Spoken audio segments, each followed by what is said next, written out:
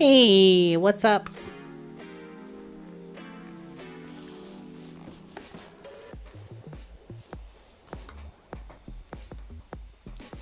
Eh.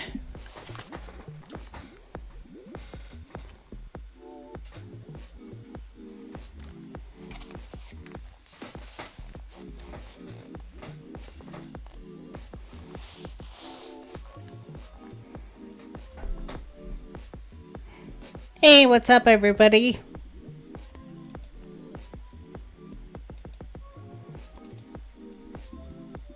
Smash the like. Yes! Thank you so much, Hope.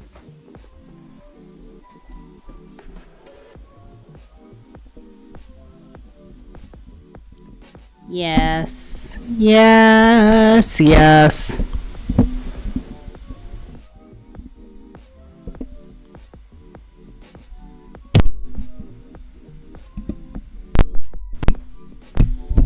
Yeah. Yes.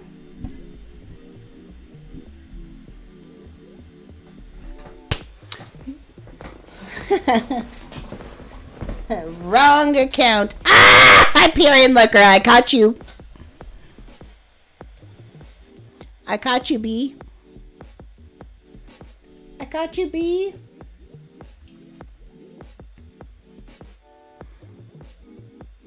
Hey, what's up, everybody? Welcome to the live stream tonight. It is Worldview Wednesday. We might actually switch that up. I don't know.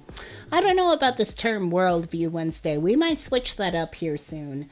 I think I just love to go live as much as possible, and I'm still figuring out the themes of the live days. Like Wednesday, what do we do on Wednesday? Worldview Wednesday? Okay. And then Friday, we also do that same sort of stuff, so.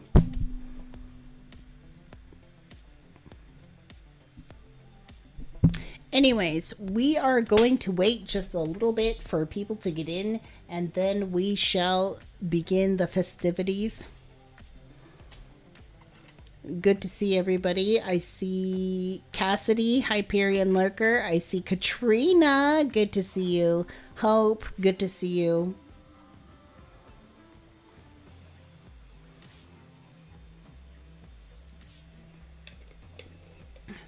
Swiggity swag, what's in the bag? What's up, Roxy R? Swiggity swag, what's in the bag? Look, fucking Steven Crowder shit, I'll tell you what. This is going to be a really difficult episode for me. And frankly, I gotta warn you now, the avenue in which we enter this subject today is going to be really traumatic for some.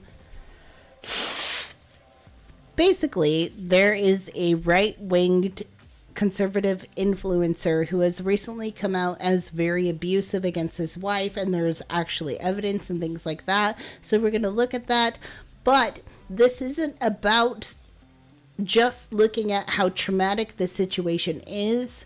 This is about leaning into the right-wing conservative narrative and views about marriage and about the role of a woman. And eventually I'm going to talk about, where I stand with women's rights. But before we get into that, we're just going to hang out and wait for that. In the meantime, please feel free to ask me any questions you like. I will answer them the best I can. You can ask questions about me personally. You can ask questions about, I don't know, what I think and what I feel. Go ahead and ask your questions, and we will wait a bit for people to get in. And again, thank you so much for everybody for coming. Ba, ba, ba, ba, ba, ba, ba, ba, ba, ba, ba, ba.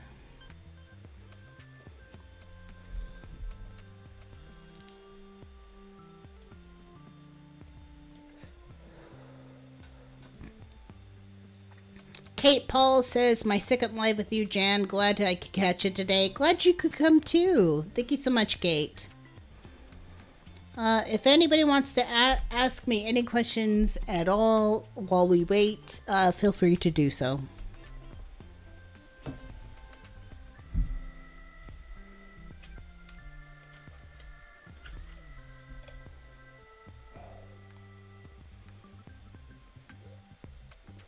I got my root beer here.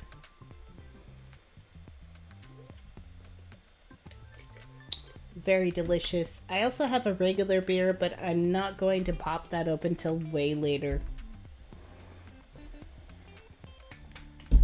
Although I would very much like to pop it open now because tonight's subject is going to be really tough. And again, I gotta express that we are going to be viewing some material tonight that may not settle well for you. It has things to do with domestic abuse, emotional abuse between people who are married. And so, you know, if you're not feeling that, you can totally dodge out for a bit and come back later. Hey, Imaginista, thank you so much for coming. I really appreciate you. Liz Leaf, good to see you.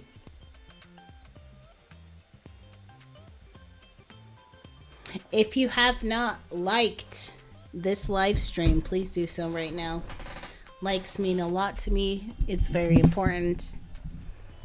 Monetary support isn't so important, but if you can like the live stream and share the live stream, that would be really special to me.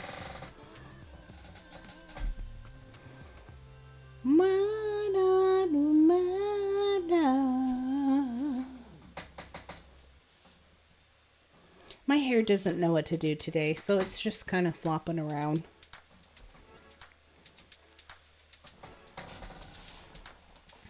Imaginista says, I've seen a few vids about this abuse of POS.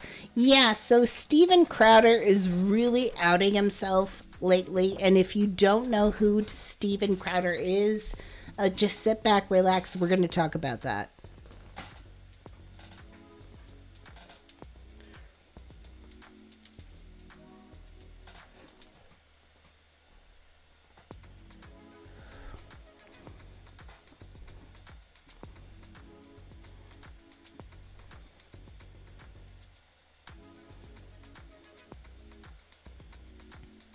So if you don't know who Steven Crowder is a guy who's much like Ben Shapiro.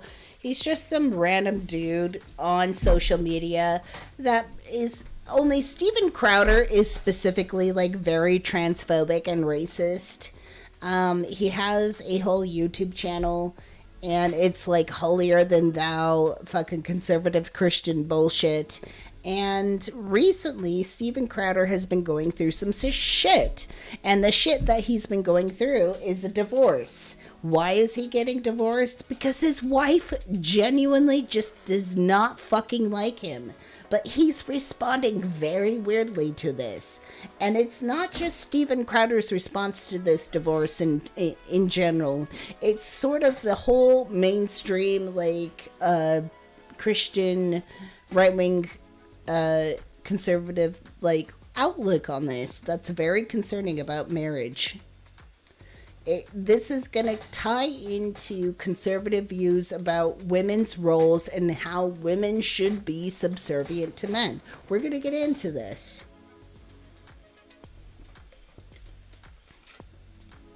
But until then, feel free to ask me any questions about anything else. Let's just hang out a little bit before we get started.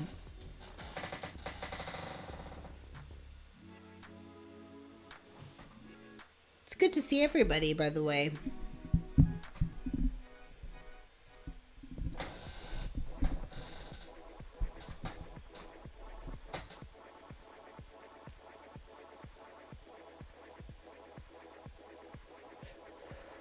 Oh, awesome! Got a super chat from Hope. Member for 7 months. Oh my goodness, that's a long time. Thank you so much, Hope.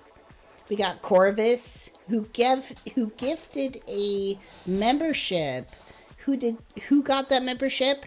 Kate Paul. Good for you, honey. Let's write it on the board. Corvus and Kate Paul.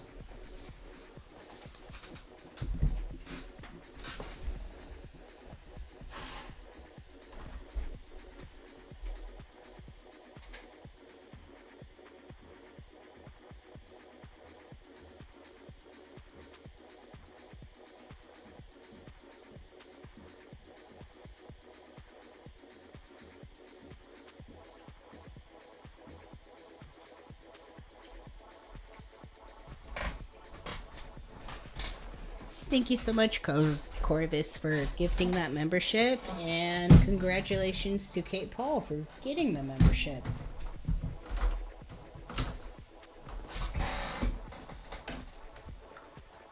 You can see your names back here. I know it's a little hard to see, but I do write your names back on this whiteboard behind me.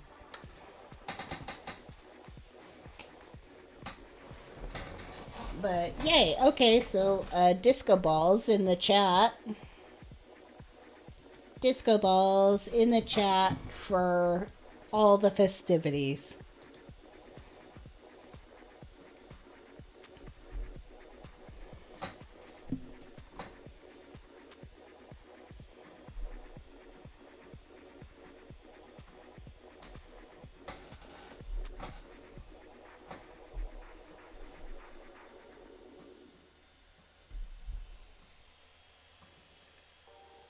Excellent. So yeah, we're just going to wait a little bit longer for people to get in. Feel free to ask me any questions about anything, and then we shall get started with our day.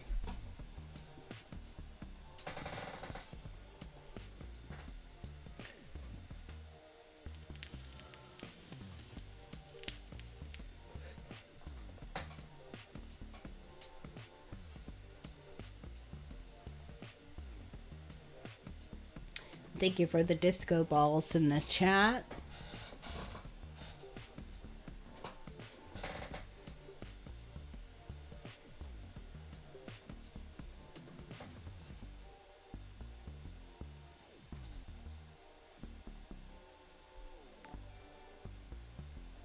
Let's start off with the tarot reading, says Katrina. Okay, why not? Let's do a little reading.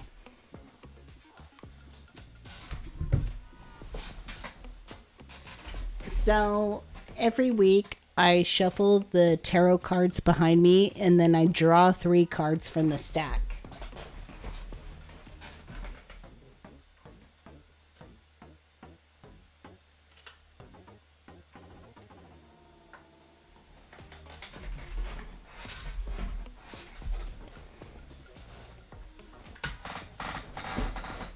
Let's talk about this.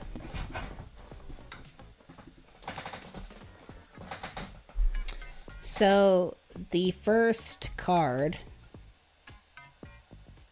that we have on the table is the devil, but the devil is reversed here. It's the devil, but it's upside down. That is our first card. Our second card from the Thoth deck is adjustment. Right side up.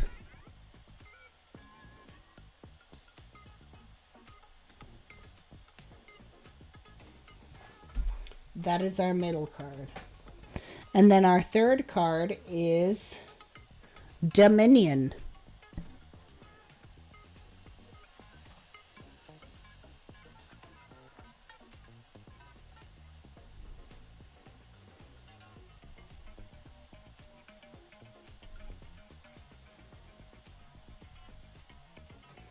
Dominion.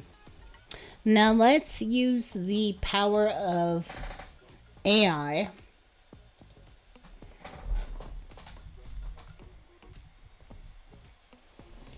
and translate these cards.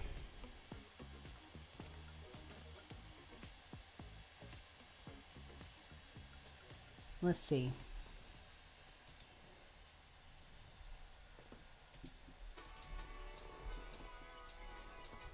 You are a Jungian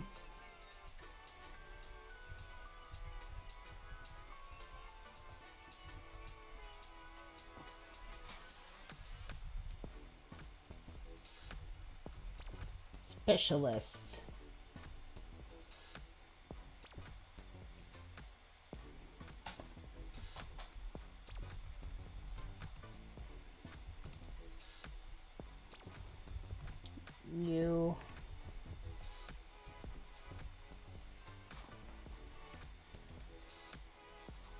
Let's see.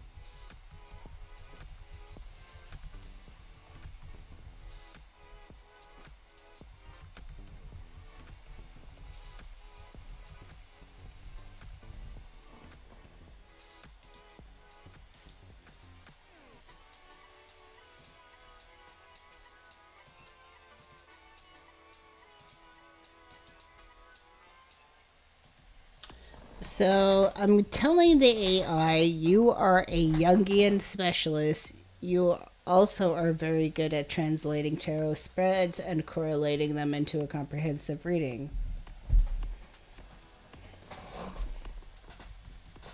I have drawn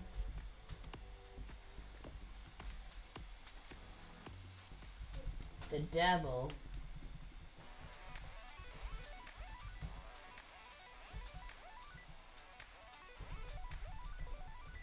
the devil reversed, then the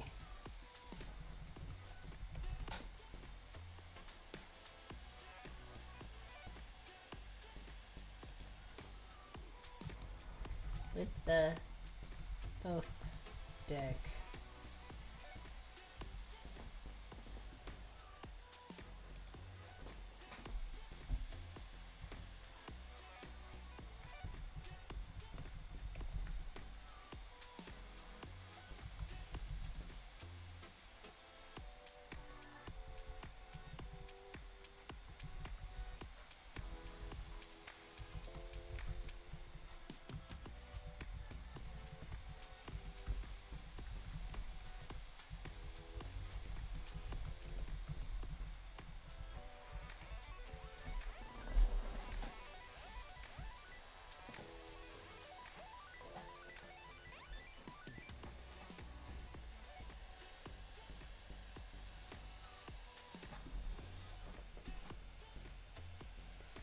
Okay. Okay. Here we go. Here we go.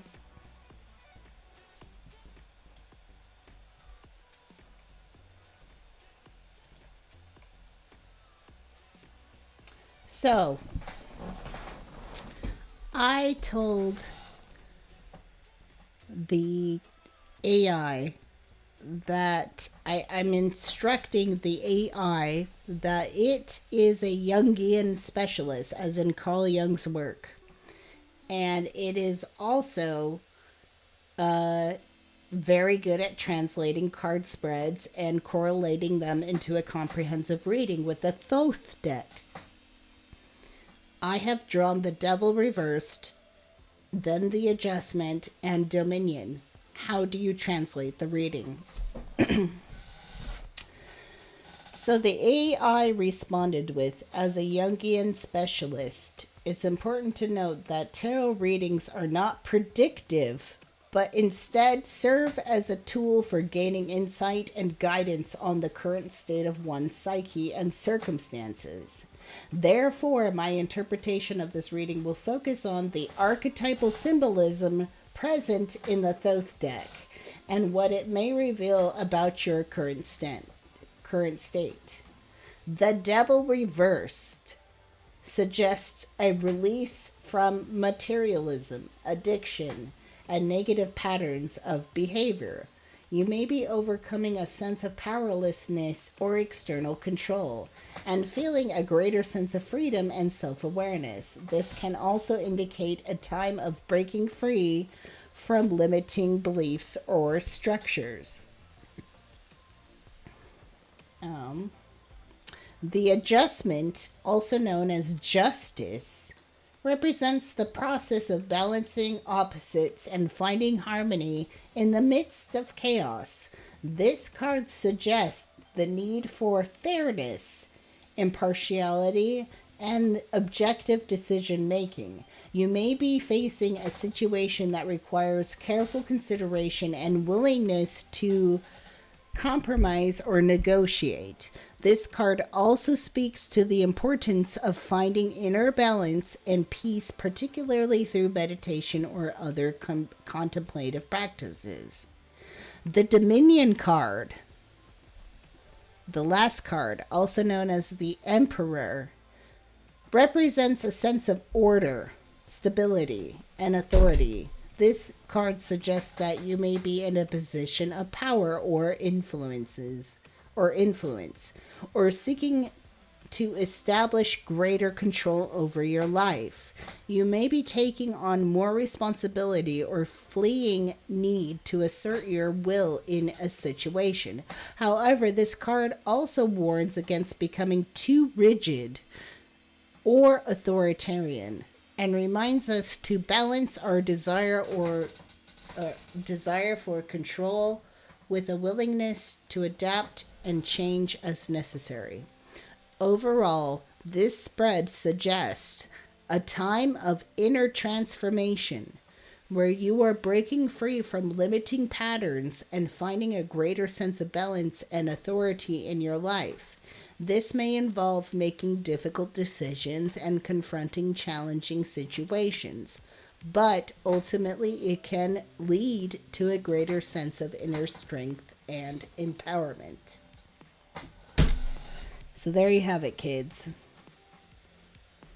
This is the read of the day.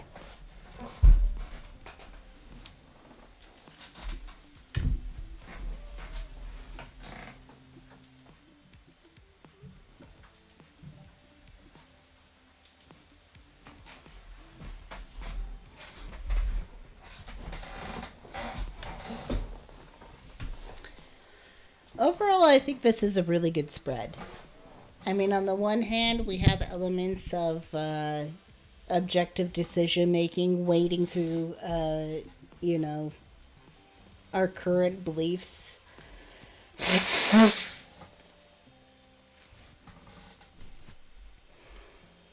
I think what's important to take away from this lesson is your inner voice that is a inner authority, the authority of reason, and the assertion that you actually know deep down inside what is right.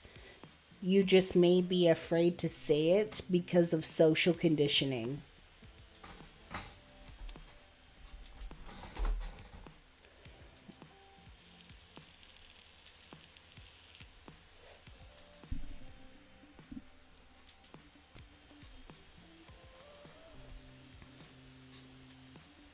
So very good stuff.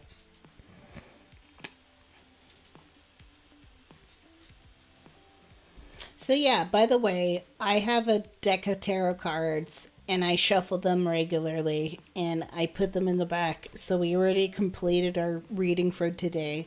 But anytime somebody asks me about the tarot cards, I will draw 3 cards and we will have a reading.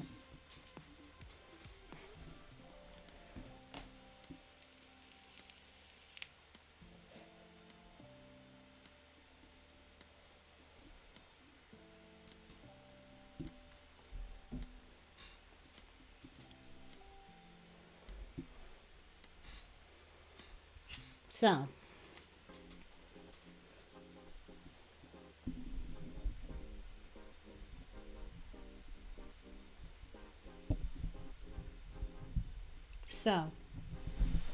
so, so, anyways,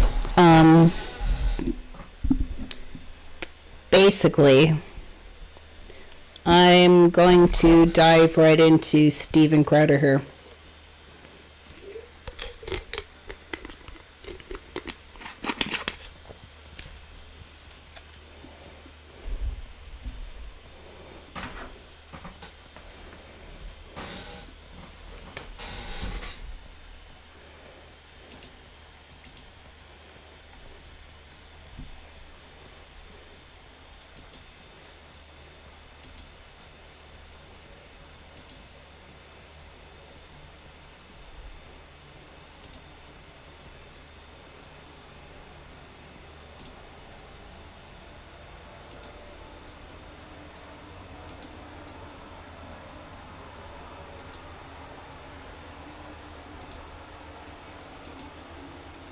So basically, I'm going to dive right into the situation.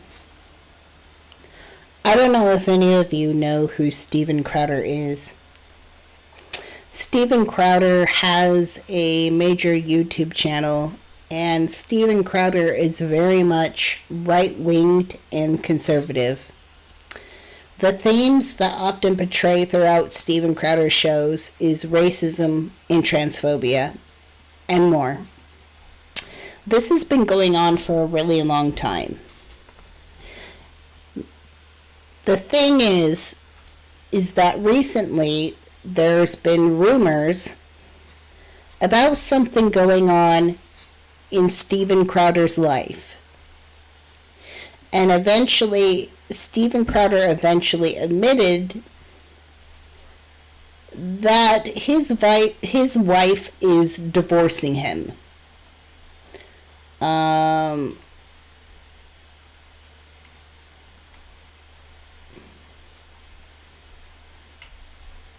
Let's watch a little bit about that.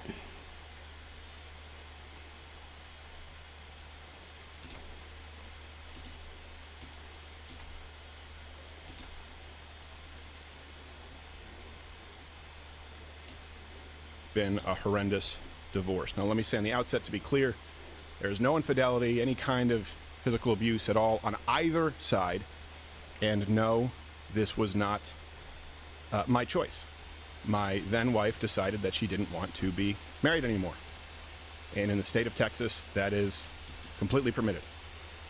It's been the most heartbreaking experience of my life, what I consider to be my deepest personal failure. And just so you know, my opinions on parenting and families have not changed. I've always believed that children need a mom and a dad, that divorce is horrible. And I still believe that children need a mom and a dad and that divorce is horrible. But in today's legal system, my beliefs don't matter. In Texas, divorce is permitted when one party wants it, period. So, since 2021, I've been living through.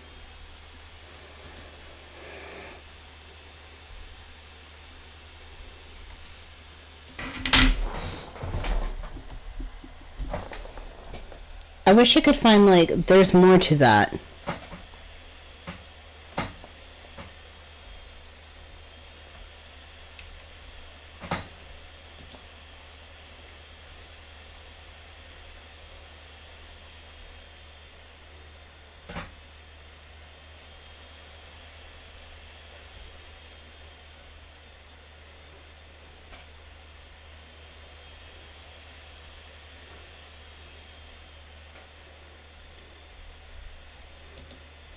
I have been living with a proverbial boot on my neck for going on years now. Since 2021, I've been living through what has increasingly been a horrendous divorce. Now, let me say on the outset, to be clear, there is no infidelity, any kind of physical abuse at all on either side. Steven Crowder, pinnacle of morality, did not consent to divorce, folks. Holy. What has the world come to when a conservative commentator can no longer go their entire lives without having to experience the pain of their relationship not working out, and the woman that they're with having the choice to divorce them? Should be noted she had a lot of other choices as well before they got stripped by the Supreme Court, but that goes without saying, folks. Here we are, finding ourselves witnessing Steven Crowder, the man that a lot of people will say that I look like with a wig on, having to explain to the world why he is getting divorced. A lot of people are having a good laugh at Steven's expense. Understandably so. Steven is a bit of an asshole, some would say. No, this was not my choice. My then wife decided that she didn't want to be married anymore. And in the state of Texas, that is completely permitted. How can they allow that in the state of Texas? Women should not be allowed to want to divorce their husbands. So pretty much Steven Crowder is going through a divorce, and he's very much specifying that the reason for the divorce is not based on physical abuse. which is a very concerning take by Steven Crowder to say that I'm getting divorced, but this is not because of physical abuse. And Steven Crowder is going forth to say that this is not his decision, that his wife is deciding to divorce him even though he doesn't want that. We're going to get into this even further.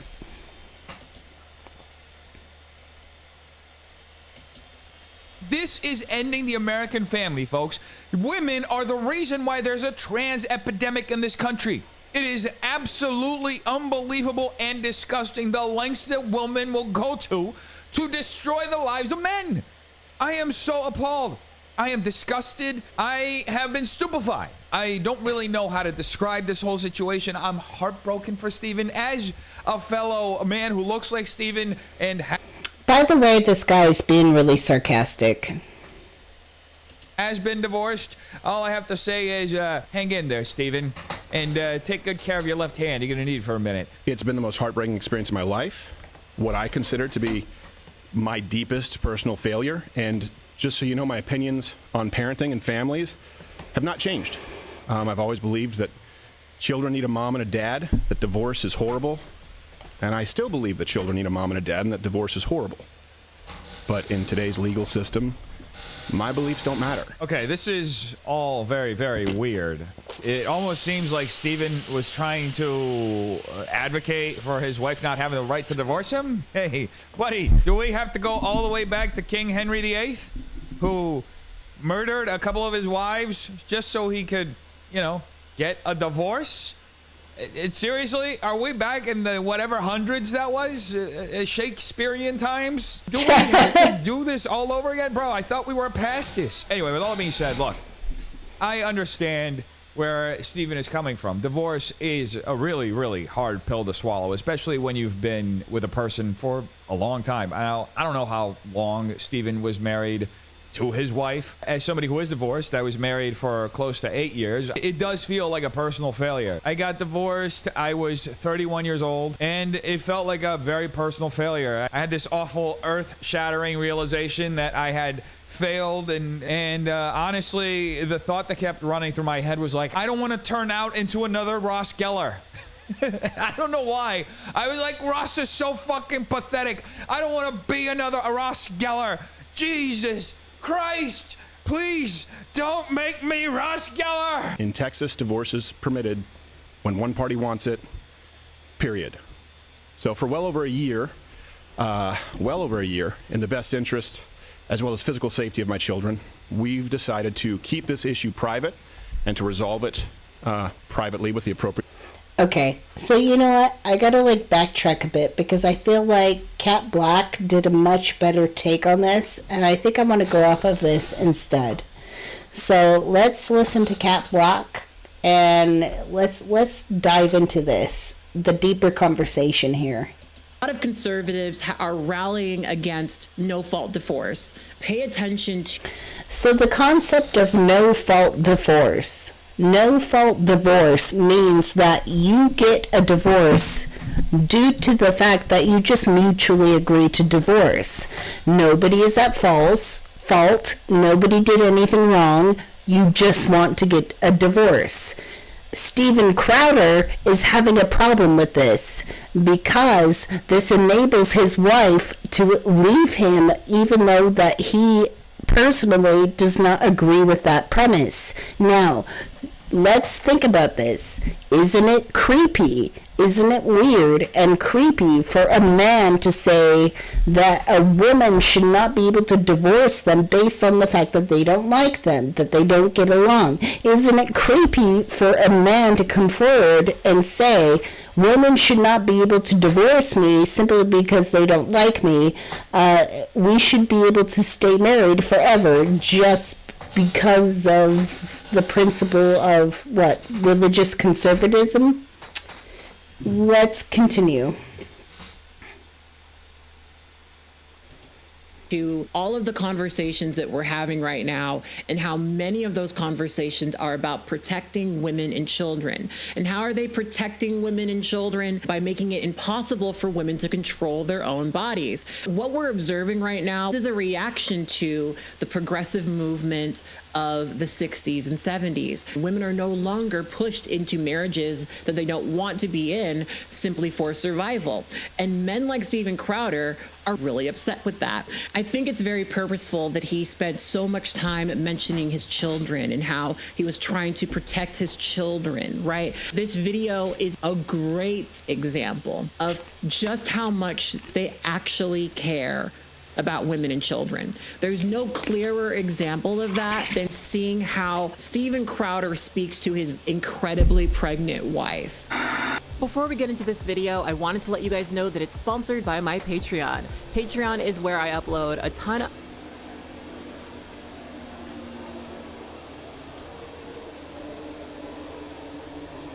So, just to give you all a heads up, some of the material that we're going to be viewing in this situation is going to be really disturbing. So if you're not in the mood for that, dodge out. Excited to expand, and Patreon is exactly how I do that. So if you enjoy my content, consider supporting me on Patreon. Hey guys, it's Kat, and I'm back yet again with another video. Oh my gosh, I feel like I've been so productive on this YouTube channel this past week, and I just want to thank everybody, especially on Patreon, and those of you guys who followed my side channel, because if you did follow my side channel, you know that I've transferred all of my energy from there to here, and it has been a really welcome change. So thank you guys for being patient with me. But anyway, we're not here to talk about me. We're here to talk about Steven Crowder. Now, Steven Crowder, for those of you guys who don't know, is a right-wing YouTuber. The last time we spoke about him was in the context of him contesting his contract with the Daily Wire, which offered him millions of dollars to come on board, but he had an issue with the fact that they were explicitly forbidding him from being banned from YouTube because that would obviously affect their business. So Steven Crowder has a very big YouTube channel. And recently, the Daily Wire offered Steven Crowder a contract. Steven Crowder turned it down because within the stipulations, it said that Steven Crowder, you cannot purposefully try to get yourself banned through vitriolic language about trans people or black people. Steven Crowder didn't want that because Steven Crowder's content is very much centered around racism and transphobia. So, Steven Crowder told them to go fuck off, and it's kind of been the start of his downfall because he's not getting that money, he's not getting that highlight, and not only that, Steven Crowder is going through a divorce with his wife, who is coming forward and saying that Steven Crowder is very abusive. We're not surprised here about that. But it's interesting, the bigger conversation here. We're going to get into that. And of course, why has he historically been banned from YouTube? Being transphobic and racist. So essentially, he said no to a multi-million-dollar contract because they weren't going to let him be as racist and transphobic as he wanted to be. Now, would it surprise you if I told you that kind of person is currently going through a divorce? Because for me, when I found out about this, I was the least surprised. Steven Crowder uploaded a video the other day where he spoke about his divorce, and there has been a lot of things that have come out about it. There are a lot of conversations being had specifically about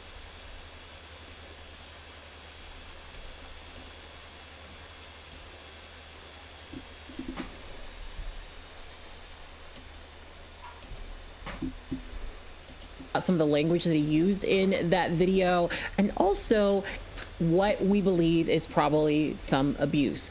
In the video, Steven Crowder explicitly states that there was no abuse in the marriage, and as a response, his ex-wife decided to post a video along with an article demonstrating that there may indeed have been some emotional abuse. Now, later on in this video, I'm going to show you that video, so I will render a harsh warning for domestic violence, for abuse, for those of you guys who have sensitivities around that. But I feel it's bad. We're going to watch a video here soon of Steven Crowder talking to his wife, and it's bad.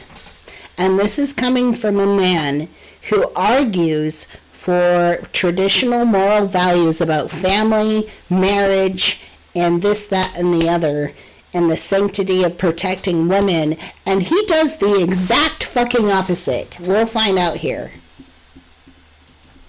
Really important to show that video because it is pretty shocking. At least to me, it was pretty shocking. So let's first watch Steven Crowder's announcement of his divorce. Steven Crowder finally admits his wife is divorcing him. Very sad, gets personal. There that are circulating. That's never fun. But I guess let me be clear here. I have been living with a proverbial boot on my neck for going on years now.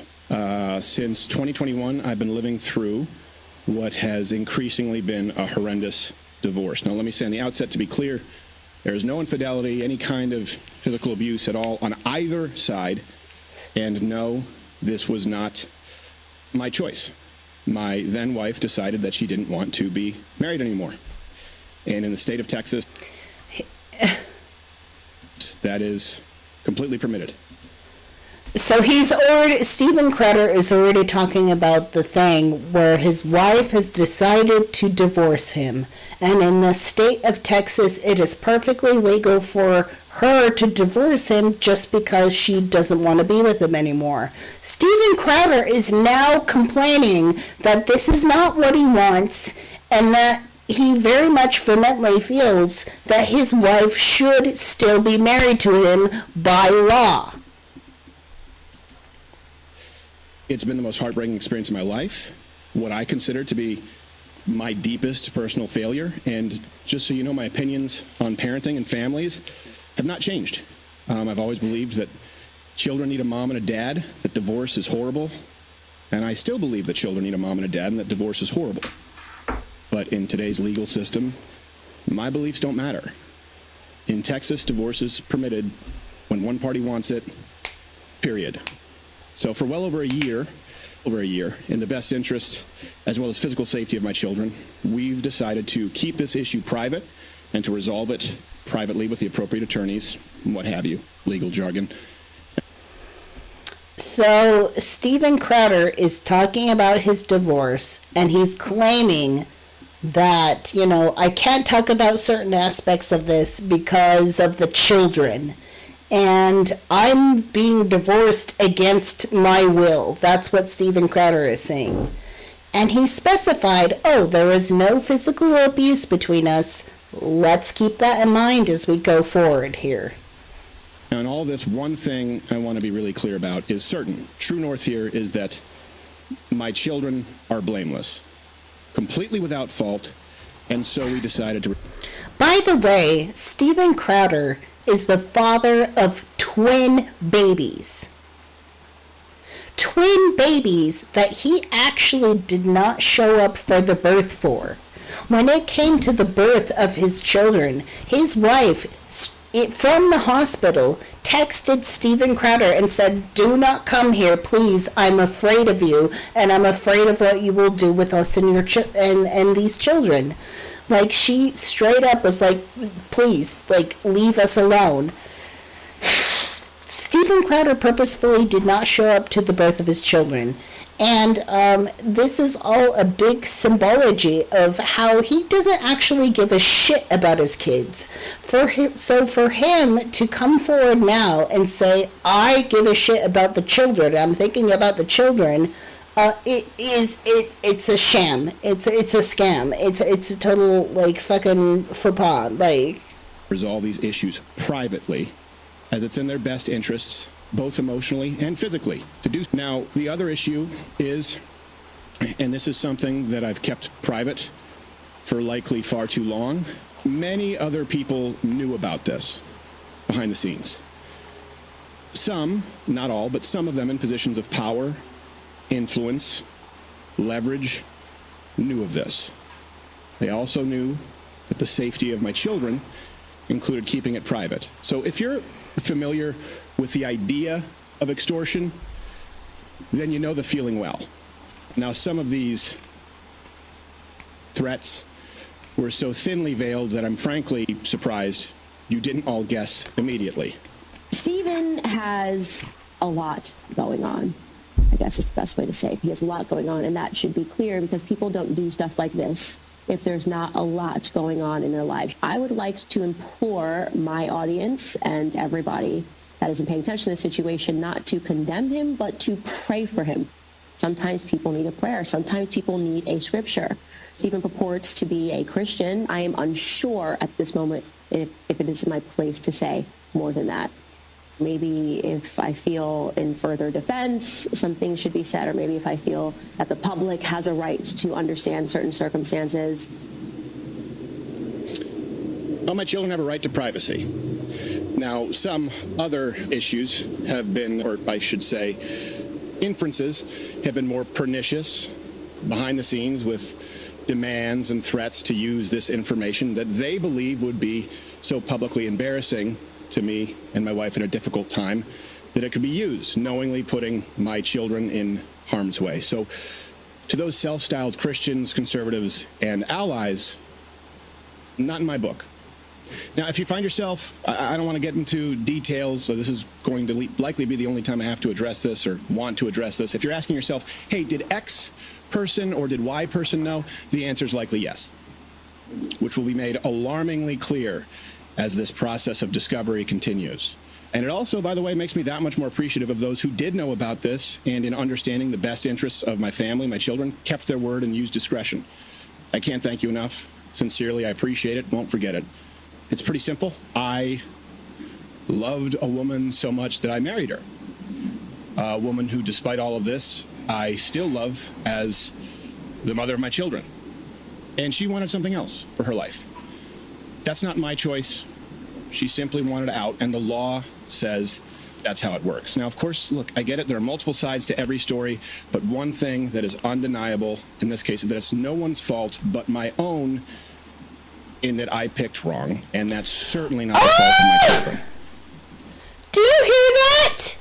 Do you hear that? Do you hear what he just said? He said that this is no fault of my own in this divorce situation, except for the fact that I picked wrong. He is so fucking ingratiated and just fucking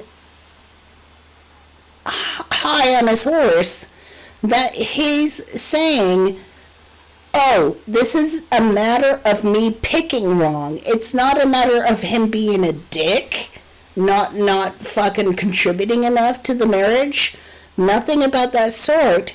He is talking about this divorce situation, one, as it shouldn't be talked about. He's saying that nobody should be talking about this. I need to protect my children. And then goes ahead and describes his wife as somebody that he picked wrong on. What the fuck? Okay, we're going to keep going into this. There's a bigger conversation here. There's a bigger conversation. We're going to get into it. And I will say that what's in the best interest of my children is not internet drama, speculation, certainly not blatant or veiled shakedowns or dragging their father or mother, and I can't be clear on that enough, or their mother through the mud. And to anyone who tries it... So Stephen Crowder is calling out to other people saying nobody should be talking about my divorce, nobody should be dragging me out, nobody should be dragging out the mother, but simultaneously Stephen Crowder is describing the mother of his children as somebody that he picked wrong on. Stephen Crowder is very much here dragging out his wife, his ex-wife, into the bullshit. Okay? Stephen Crowder, we're going to get into Stephen Crowder's shadow. We're going to get into a shadow here. We're going to get into the shadow of men in power. We're going to get there. Hold on. By the way, can you hear the rain? Can you hear the rain? It's raining right now.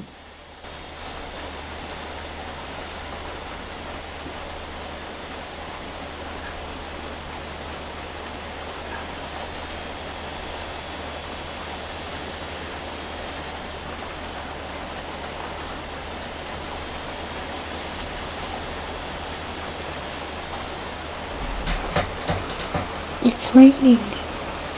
It's raining. It's raining. Oh my goodness, it's raining. That's cool. Sorry. I thought it was cool that it's raining. Anyways. That's cool, right? I like the rain. It's like I can hear it right now.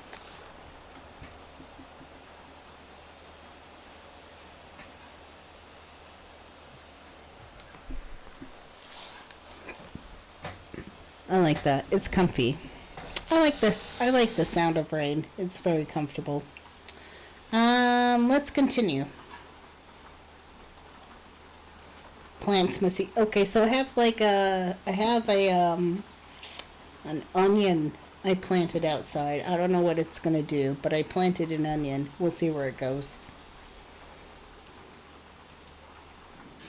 I'm no longer going to pacify, capitulate, or sidestep because I love them a whole lot more than I love you. And I will continue to do whatever is necessary to protect my children. Discussing a divorce any further on social media or on this show or in any public space is not what's best for them. I'll be handling this through the proper legal avenues and channels available as a matter of record in which I have more than full confidence. So I'd ask that you understand the need. Okay, so there's several things to unpack in that video, right? What he talks about pretty openly is that his wife is just allowed to get a divorce, right? As though his wife walking away from him is something that she shouldn't be able to do. And I think it's really important to pay attention to the language here because it is pretty deliberate. A lot of conservatives are rallying against no-fault divorce. So from the Larson Law Office, there is a short description of a no-fault divorce. No-fault divorces are the most common type of divorce in Texas. In this case, the two spouses agree that they do not want to be married anymore, and they jointly agree to file a no-fault divorce.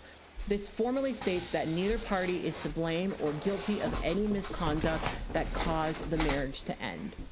Basically, in Texas, if you're able to prove that your partner was cheating on you or abusive towards you, you can actually claim a larger portion of your marital share. Texas is not a 50-50 community property state. It's not a state where when you get a divorce, it's split down the half. It really is based on why you got divorced, which is why Steven Crowder made a point to mention that he wasn't abusive, that there wasn't any cheating, because those are some of the things that can be used to argue that she would deserve a larger share of the marital property.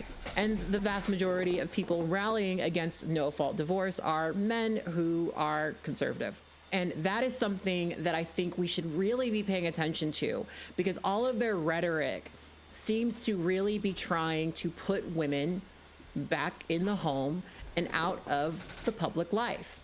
This is the larger conversation. Steven Crowder and his divorce situation is its own unique individual situation. However, Steven Crowder is expressing his lament about women having the capability of divorcing husbands due to grounds that he doesn't agree with. And this is a larger conversation about men wanting to be in power, and then when women are in position of also having power, suddenly that's wrong. Suddenly that's not okay.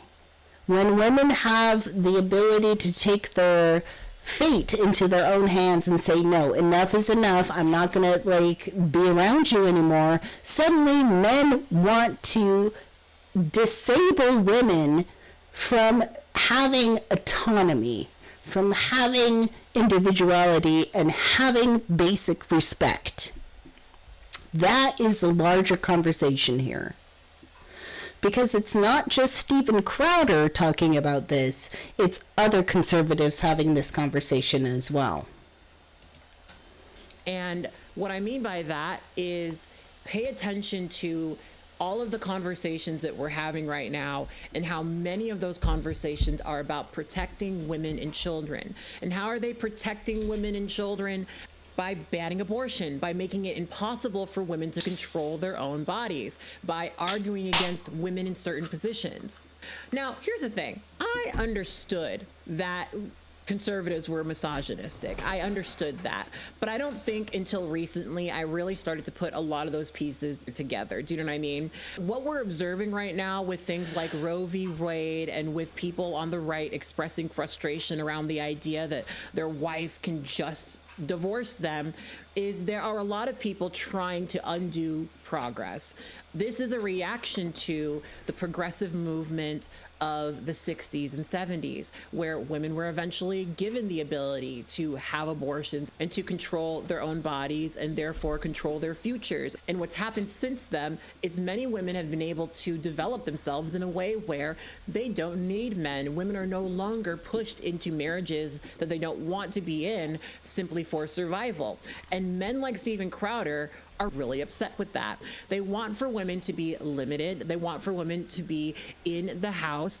I think it's very purposeful that he spent so much time mentioning his children and how he was trying to protect his children, right? Steven Crowder is somebody who very boldly goes against people, very boldly goes up against people. And I think if he cared about his kids, if he was worried about being attacked back, he would probably do less of that. And it's very clear that men like Steven Crowder see their wife and their children as property, as an extension of himself. And his wife deciding to walk away from him is supposed to make a statement about him as a man. And in fact, plenty of his conservative fans are responding to this video by attacking him, by saying that he is less of a man because he's getting divorced. And divorce is a really controversial thing within many Christian denominations. My parents are not divorced. My parents have been together all my life. They've been together for over 50 years, I want to say. And divorce was just never an option for them. And so I can understand, coming from a more conservative background, how taboo divorce is. And the idea within the Christian faith is that you're not supposed to get divorced. And there are only really very specific circumstances where divorce is seen as okay. One of those circumstances being the man is abusive. Now, that's going to lead us to our next video. Like I said, his ex-wife decided to release a video in response to this one, and specifically in response to the idea that he is not abusive. Now, So, to give you a sense of timeline, the very first person to talk about this divorce was Steven Crowder. Steven Crowder came forth first and said, I am getting divorced. This divorce is not my decision. I don't understand why this is legal. I don't think this should be legal.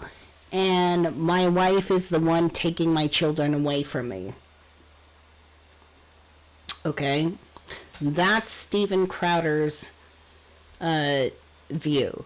And Steven Crowder is also saying, Steven Crowder is trying to paint the picture specifying that he's not physically abusive, therefore there should be no divorce.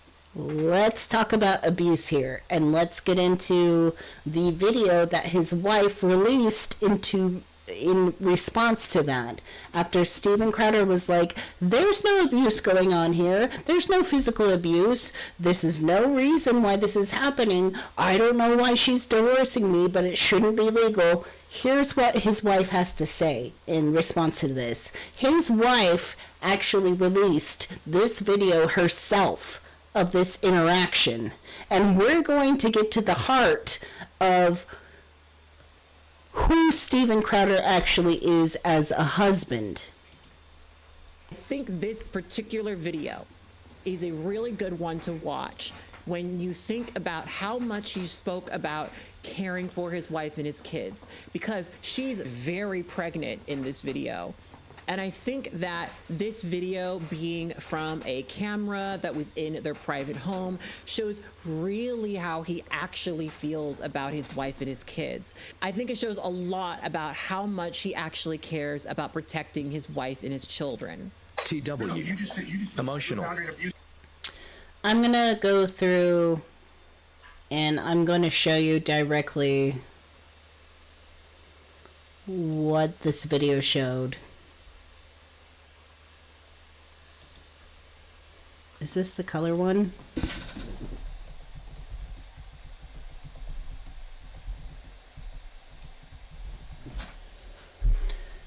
So, his wife released a video from their ring cam. If you don't know what a ring cam is, it's just like a basic home surveillance equipment.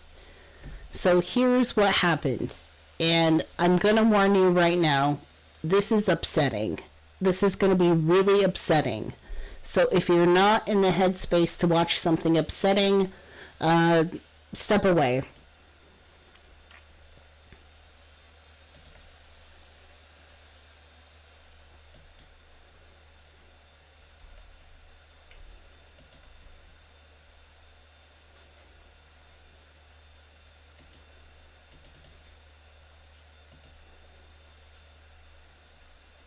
Oh, come on.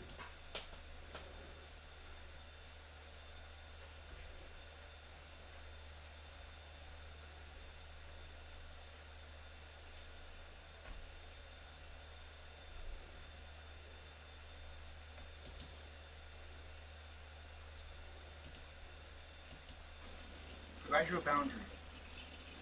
I drew a boundary. No. So, to give you some context, this is just a random snippet of interaction between Steven Crowder and his wife. As you can see, Steven Crowder is actually sitting on the couch, and simultaneously, Steven Crowder is smoking a big fat cigar.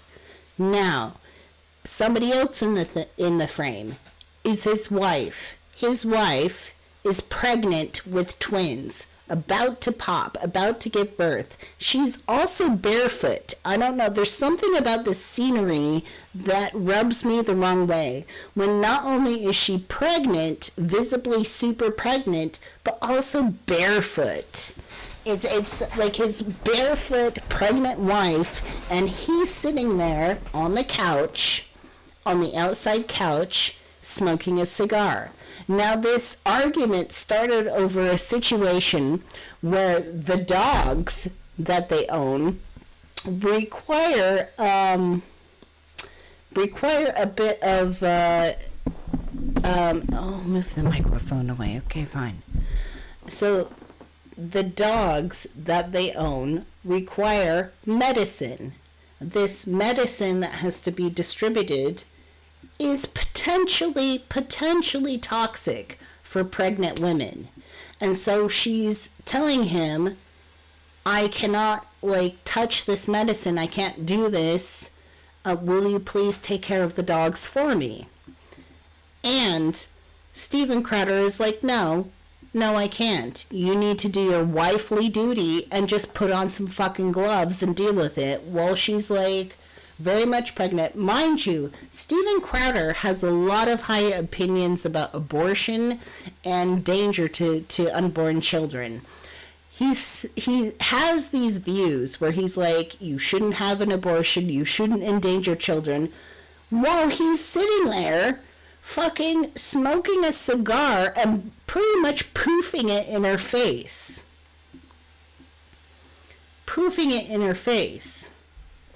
It just doesn't make any fucking sense to me.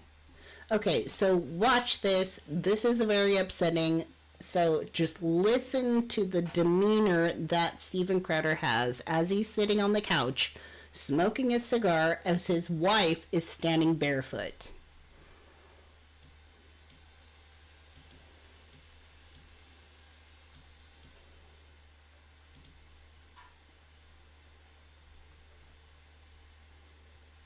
Boundary. No, you just did it. I drew a boundary of abusive and cruel. You were not taking the car. Because if you refuse to do wifely things, then I will go pick up the groceries. There is no groceries. I do have steaks, wood pellets, my grill. I know it's an unreasonable request, but I'll go do it. How about you first? Hillary, how do you respect the man? Yes. How do you man? How do you man? Also in this situation, they're discussing her going out and running errands, grabbing groceries, things like that. They only have one car. Now, Steven Crowder makes a lot of money. Why the fuck he does not buy his wife her own car is beyond fucking me, because he can totally fucking afford it. So they are sharing one car. So she's talking about taking the car, running some errands, getting some groceries, and taking some time away from him. And he doesn't like that. He doesn't like the concept of her taking the car at all. So he argues, like, no, you're not taking the car.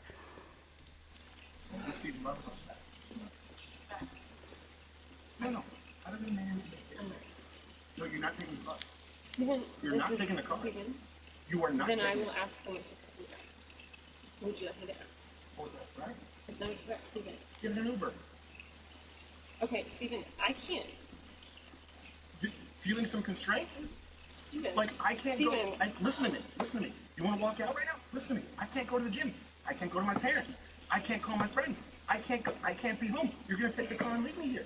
He's such a baby. So right now he's complaining that if she takes the car, then he can't go to his friends, he can't go to the gym, he can't go to his parents, he can't do what he wants. Like, he's just crying like a little fucking grown man baby as she's like, can I just take the car for a bit and get away? And he's like, no, what if I want to use it?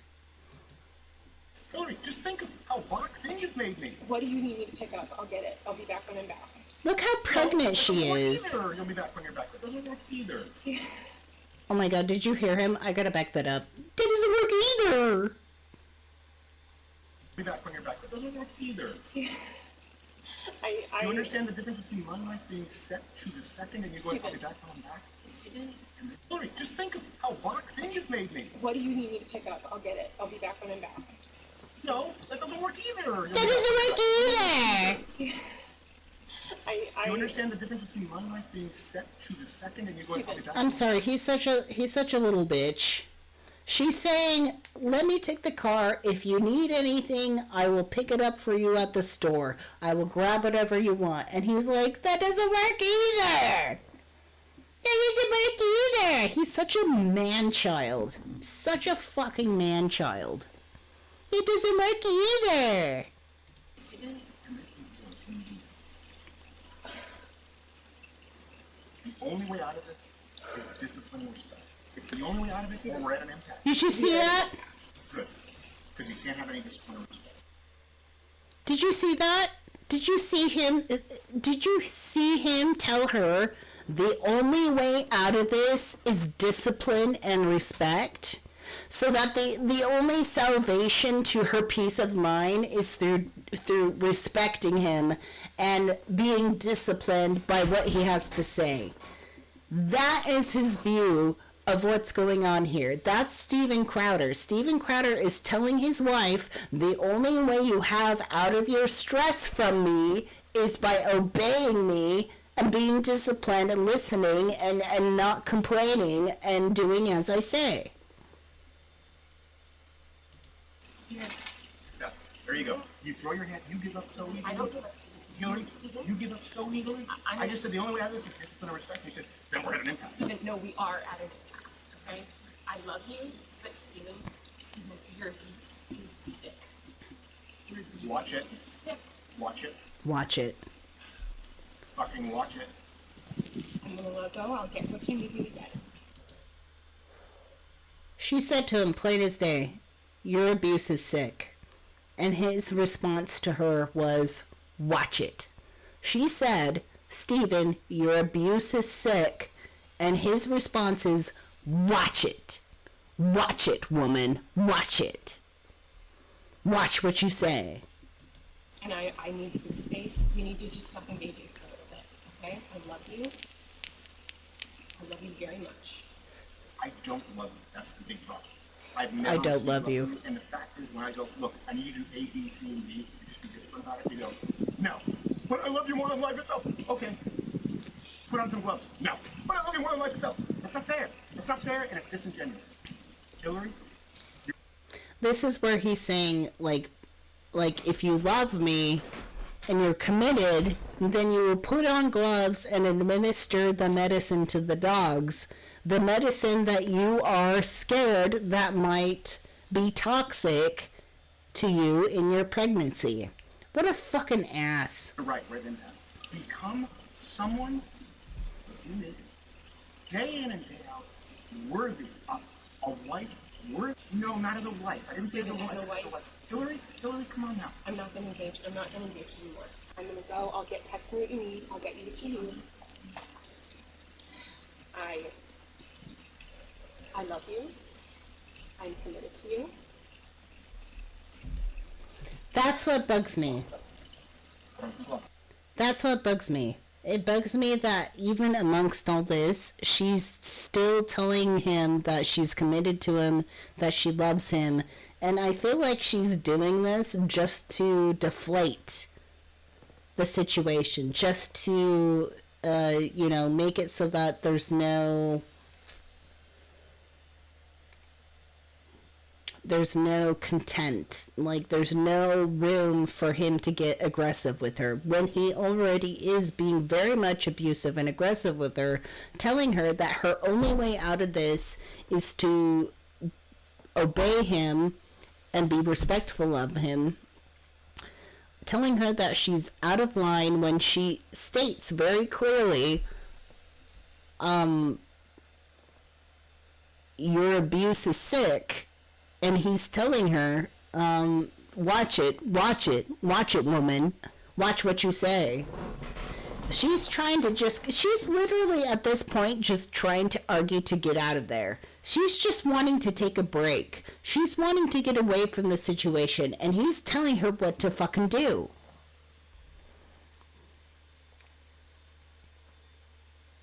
And he's going ahead and saying in his original statement that they're in a divorce against his will, that he doesn't agree that she should be leaving him, that he specified there was no physical abuse. But what the fuck are we watching right here? I think this is a pretty emotionally mental abusive situation that we're watching right now. While she's standing there barefoot, ready to fucking pop, he's sitting on the couch smoking a cigar, being a fucking prick.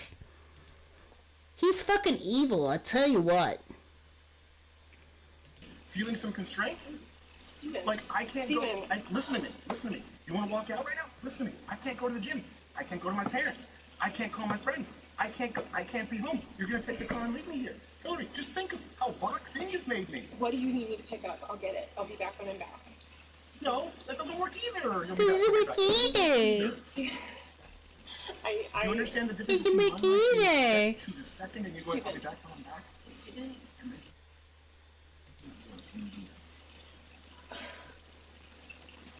The only way out of this is discipline and respect.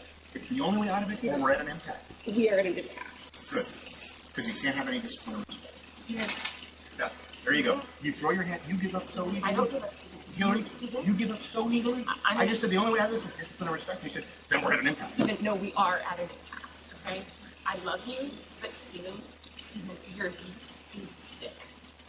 Your abuse Watch it. is sick. Watch it. Watch it. Fucking watch it. I'm gonna let go. I'll get what you need me to get. And I need some space. We need to just stop engaging for a little bit, okay? I love you. I love you very much. I don't love you. That's the big problem. I've never received love from you. And the fact is, when I go, look, I need you to do A, B, C, and D, you just be disciplined about it. You go, no. But I love you more than life itself. Okay. Put on some gloves. No. But I love you more than life itself. That's not fair. That's not fair, and it's disingenuous. Hillary, you're right. We're at an impasse. Become someone that's unique, day in and day out, worthy of a wife. No, not as a wife. I didn't say as a wife. Hillary, come on now. I'm not gonna engage. I'm not gonna engage anymore. I'm gonna go. I'll get text me what you need. I'll get you what you need.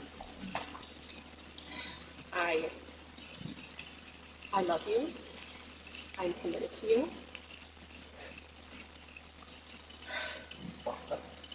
Put on some gloves. Are you committed enough to do those things? I'm not trying to. Are you committed enough to do those things? You're not committed to anything. You're not committed to anything.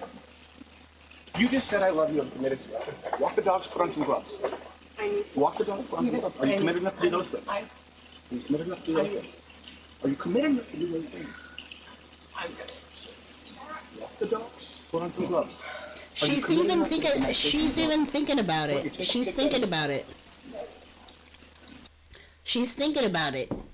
She's thinking about taking the dogs for a walk just because he said so.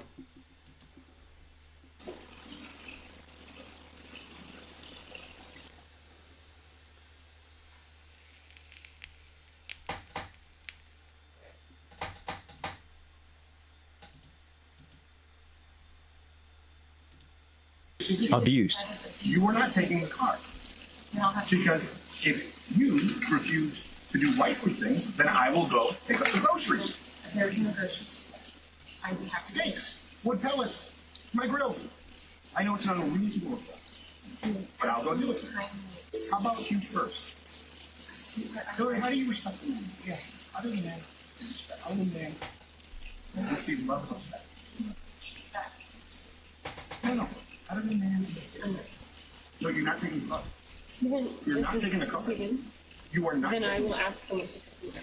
Right, Emmett? Emmett says I'd take the dog on the... Yeah, honestly, if I was the wife, I'd be like, all right, I'm taking the dogs and the car. And I'm taking the kids. I'm taking the car, the kids, the dogs. I'm fucking, like, you can figure that out later. I'm taking them all. Would you like me to ask? Oh, that's right. Is that correct, Steven? Get an Uber. Okay, Steven, I can't. Feeling some constraints? Steven. Like, I can't Steven. go. Listen to me. Listen to me. You want to walk out right now? Listen to me. I can't go to the gym. I can't go to my parents. I can't call my friends. I can't be home. You're going to take the car and leave me here. Hillary, just think of how boxed in you've made me. What do you need me to pick up? I'll get it. I'll be back when I'm back. No, that doesn't work either. You'll be back. That doesn't work either. Do Do you understand the difference between my life being set to the second and you going, I'll be back when I'm back? Steven, And then you the only way out of this is discipline and respect. If the only way out of it, then we're at an impasse. we are at a good pass. Good. Because you can't have any discipline and respect. Steven, Yeah, there you go. You throw your hand, you give up so easily. I don't give up, Steven. Hillary, Steven, you give up so easily. I just said the only way out of this is discipline and respect. You said, then we're at an impasse. Steven, no, we are at an impasse, okay? I love you, but Steven, your abuse is sick. Your abuse Watch it. is sick. Watch it. Fucking watch it. I'm gonna let go. I'll get what you need me to get. And I need some space. You need to just stop engaging for a little bit, okay? I love you. I love you very much. I don't love you. That's the big problem. I've never received love from you. And the fact is, when I go, look, I need you to do A, B, C, and D, you just be disciplined about it. You go, no. But I love you more than life itself. Okay. Put on some gloves. No. But I love you more than life itself. That's not fair. It's not fair, and it's disingenuous. Hillary, you're right. We're at an impasse. Become someone, listen to me, day in and day out, worthy of Damn. a wife. No, not as a wife. I didn't say as a Day in, wife. day out, become somebody worthy of a I'm not wife. engaged. I'm not gonna engage. What the anymore. fuck? I'm gonna go. I'll get text me what you need. I'll get you what you need. I love you. I'm committed to you. Put on some gloves. Are you committed enough to do those things? I'm not. I'm not gonna. Are you committed enough to do those things? You're not committed to anything. You're not committed to anything. You just said I love you. I'm committed to that. Walk the dogs. Put on some gloves. I need to. Walk the dogs. Put on some gloves. Are you committed enough to do those things? Are you committed enough to do those things? Are you committed enough to do those things? I'm gonna. I probably shouldn't preface any of this, but I'm going to say, because the nuanced part of my brain doesn't turn off. Obviously, this is just a snapshot. Obviously, this could have been a really bad day. But I don't actually think it's crazy to take this one clip and use it to judge their entire relationship. Because she's standing there pregnant, right? And he's sitting on his ass, smoking a cigar, talking about put some gloves on, do your wifely duties. She clearly needs help. She clearly needs your assistance. needs you to go do something. Be useful when she's pregnant, by the way, carrying your child. But he simply sits back on his ass, king baby, saying, King why aren't baby. you doing your wifely duties? Do this, do that, da da da da. To me, this video, I can't stress enough how much of a grown-ass man baby he's acting as right now. That doesn't work for me either. When she says, like, hey, I'm gonna take the car, and the car. Why? Steven Crowder is rich. Why the fuck do they have one car between them? Why the fuck has he not bought his wife a fucking car? That makes no fucking sense to me. So when she says, I'm gonna take the car, and he's like, what if I want to go here? What if I want to go there? What if I want to do stuff? And she's like, okay, I get that. I'm gonna be gone for a while, but not that long. Can I get you the groceries and the things that you need? And he responds with, that doesn't work either. Like a fucking grown-ass man baby that he is. Like, he's such a fucking man baby. is a great example of just how much they actually care about women and children. There's no clearer example of that than seeing how Steven Crowder speaks to his incredibly pregnant wife. When a woman is pregnant, as their partner, you should be willing to do whatever you can to not cause stress on your wife, your partner, whatever. Because any stress can really negatively impact the child. Why would you want for your child to be negatively impacted? Why don't you just get off of your ass and do something, assist your wife? And conservative men like this, they view doing little bits of labor like they're being feminine. Like, that's what drives me nuts. Okay, so any fucking narrative where men have to do something for their wives or their partners is construed as demasculinizing. Because when men are in the position where they have to do something for their wives that doesn't involve themselves, it's seen as a sign of giving up power. This is the big overarching conversation of this, is men in power, and when their wives decide to leave them, they see that as a sign where they're not man enough, that they're not doing enough. When in all actuality, it's a part of human life. When men discover empathy, they see it as a life change. When women have empathy, it's seen as a part of fucking everyday life and a basic very fucking thing. It's just something that you have. It's something that you do. When men view that as like a big fucking breakthrough of their fucking persona. Steven Crowder wants his wife to be in a position where she is an object to his power. This is not the only take that Steven Crowder has. This is something that a lot of conservative men hold dear and close to their hearts. This is a thing that conservative men really think should be put into place. They really think that women should not be able to leave them unless it comes to something horrible like physical abuse. But there's a lack of concern and a conversation about mental abuse, about emotional abuse, about how husbands can be very harmful in a different way other than physically abusing women.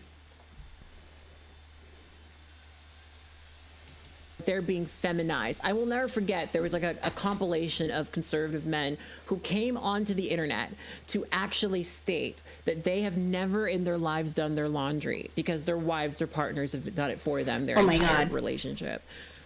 I'll never forget the time my first boyfriend, I asked my first boyfriend to go preheat the oven, and he stood in the kitchen for a solid 5 minutes and then came back to me and said, I don't know what that means.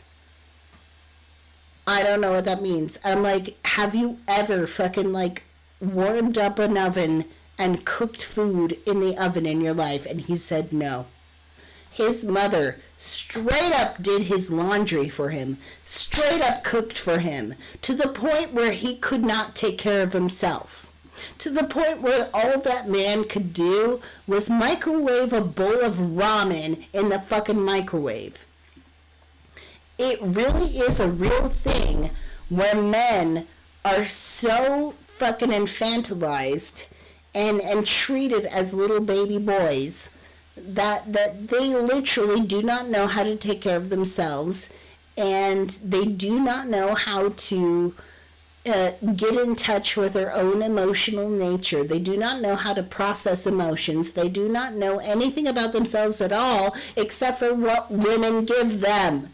And if women are not in the position of giving them what they need to be a human, then they see that as a threat. They see that as a lack of power. If men do not have women acting as their fucking mother, even when they're not their mother, if men have women acting as their caretaker, their mother, they don't feel the need to develop themselves or self-actualize at all.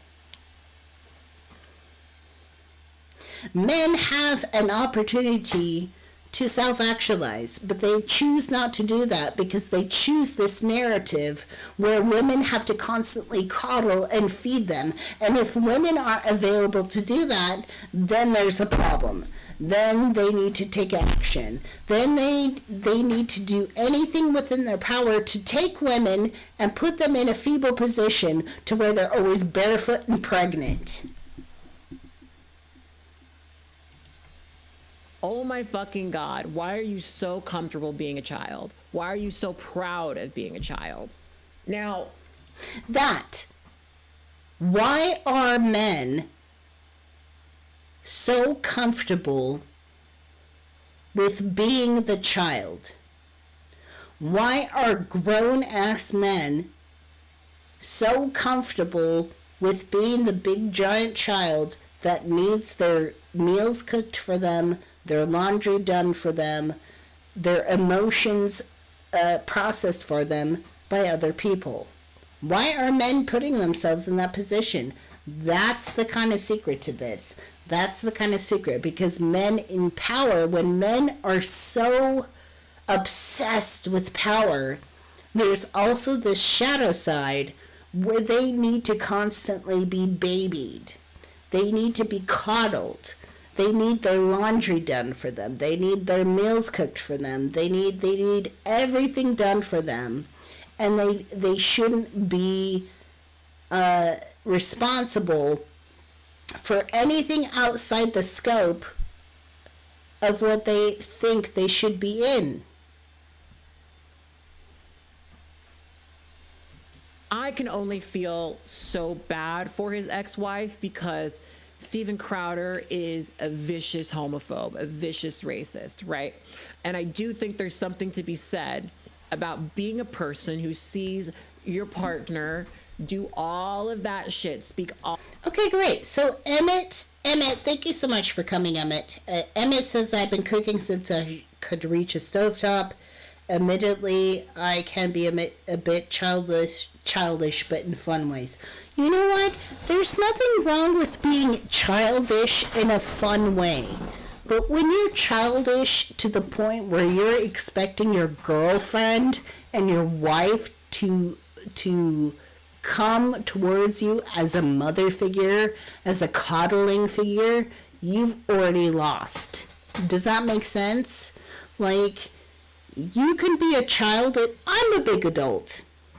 I love men who are like big children. I love men who are big children and they love to have fun and they're just like crazy, this, that, and the other.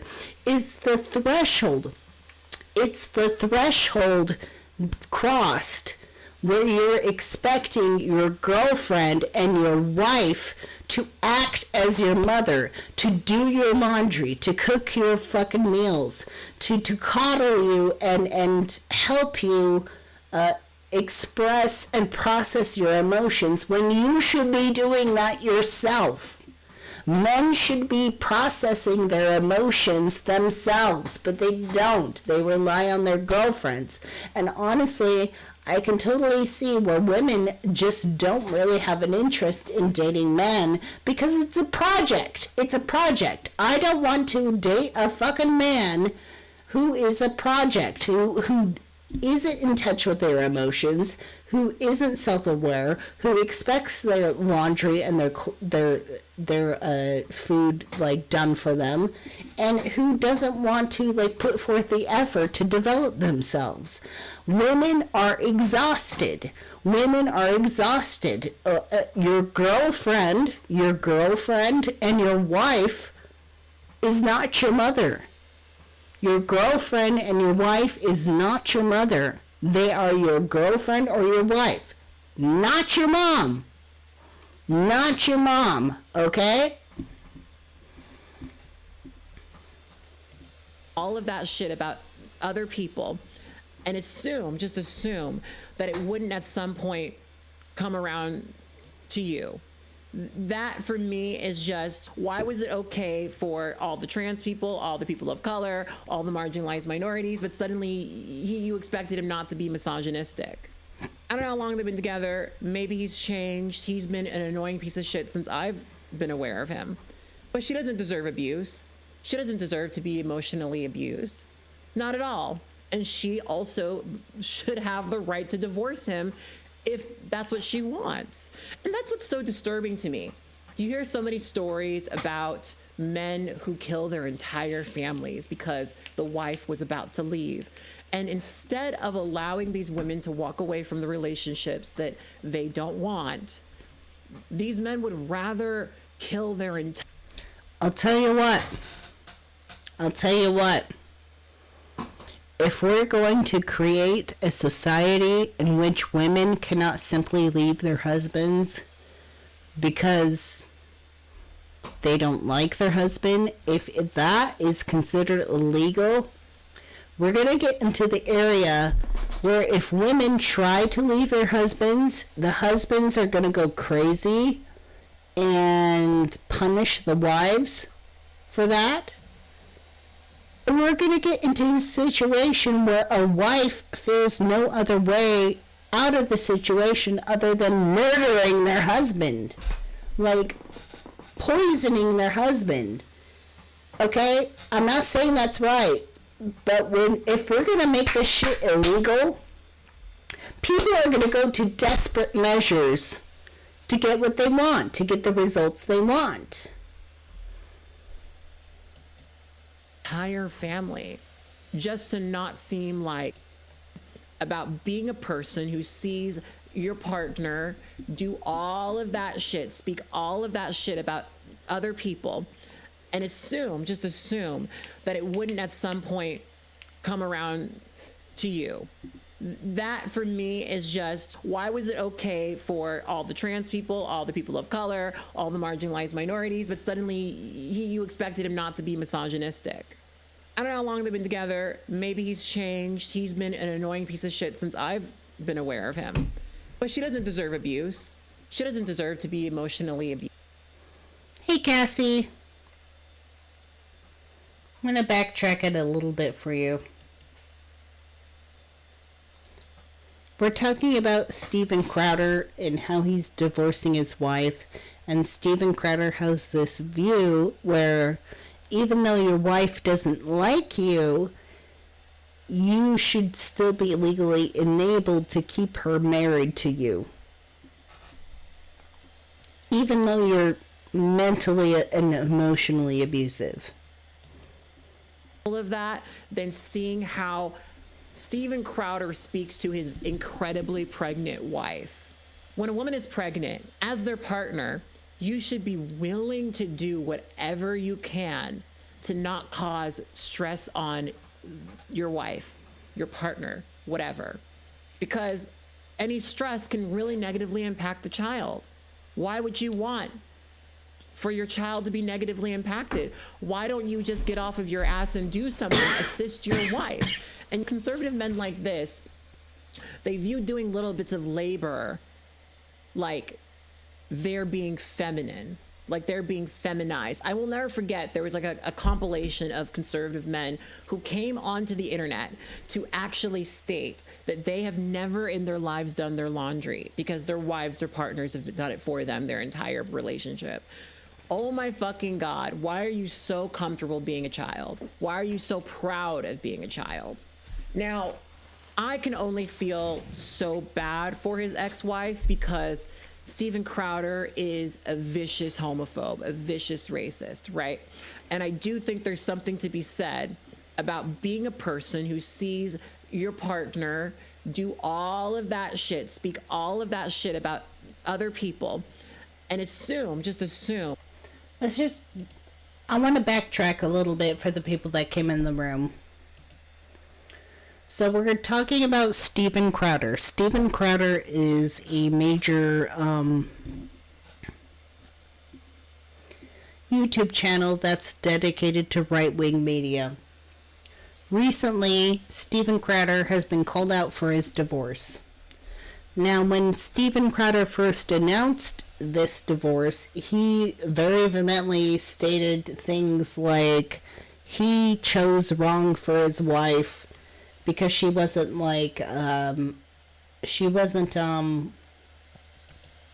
dedicated enough.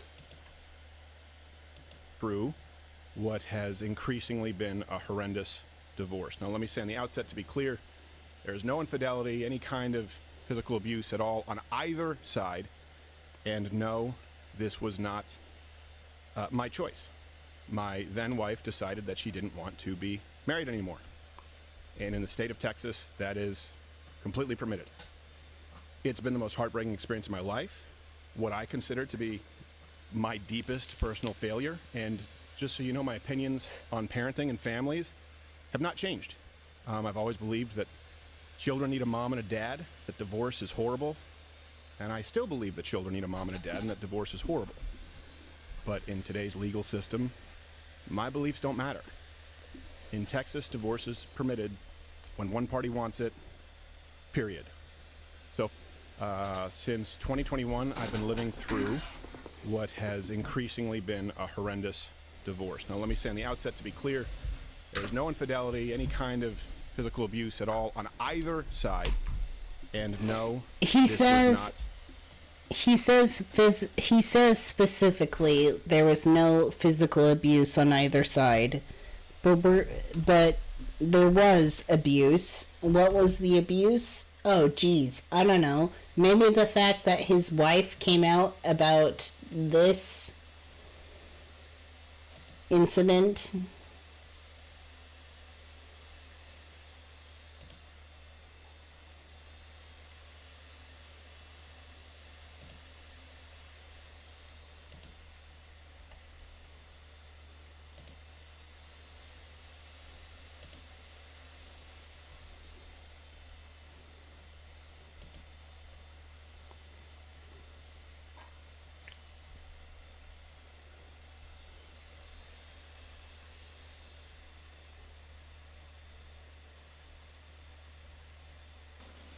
I drew a boundary. Check this out, Cassie. Cassie, check this out. So, here we have this guy who says he was divorced because it wasn't his decision. Like, he's making it out to seem like his wife left him for no fucking reason. And then afterwards, his wife came out with this recording.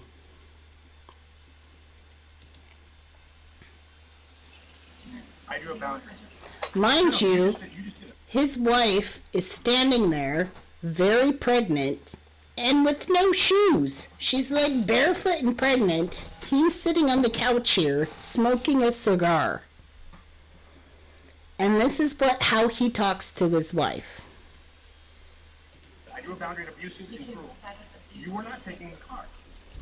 Because if you refuse to do wifely things, then I will go pick up the groceries. There's no groceries. I'd be happy. Steaks, wood pellets, my grill. I know it's an unreasonable request, but I'll go do it. How about you first? Hillary, how do you respect a man? Yes, other than man, other than man, receive love and respect. No, other than man, no, you're not taking the car. Stephen, You're not taking the car. Stephen, You are not. then I taking will ask them to pick you up. Would you like me to ask? the car. Right? It's not a threat, Stephen. Get an Uber. Okay, Stephen, I can't. Feeling some constraints? Stephen. Like, I can't Stephen. go. Listen to me. Listen to me. You want to walk out right now? Listen to me. I can't go to the gym. I can't go to my parents. I can't call my friends. I can't be home. You're going to take the car and leave me here. Hillary, just think of how boxed in you've made me. What do you need me to pick up? Oh, because, like, he could only afford one car, and she's like, I'm gonna take the car, and he's like, no, I can't go anywhere, and she's like, I'll get you what you need, and he's like, that doesn't work for me either! I'll get it. I'll be back when I'm back. No, that doesn't work either. You'll be back when you're back. I'll get it. I'll be back when I'm back. No, that doesn't work either. You'll be back when you're back. That doesn't work either. See, Do you understand the difference between my life being set to the second and you going, I'll be back when I'm back? Stephen, The only way out of this is discipline and respect. It's the only way out of it, or we're at an impasse. we are at an impasse. Good. Because you can't have any discipline or respect. Stephen, Yeah.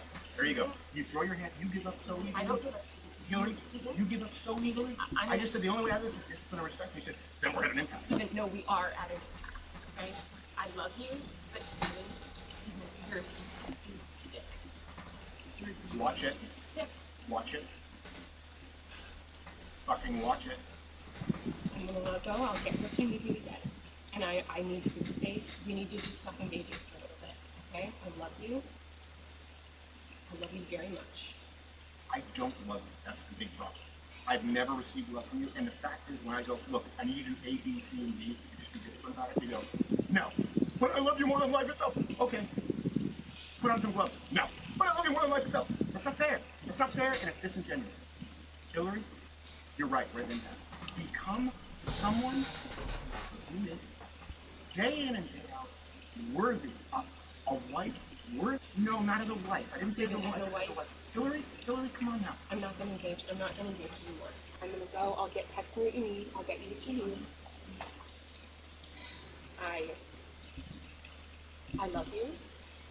I'm committed to you. He's sitting there smoking a fucking cigar in her fucking face while she's fucking pregnant. You're not committed to anything. You're not committed to anything.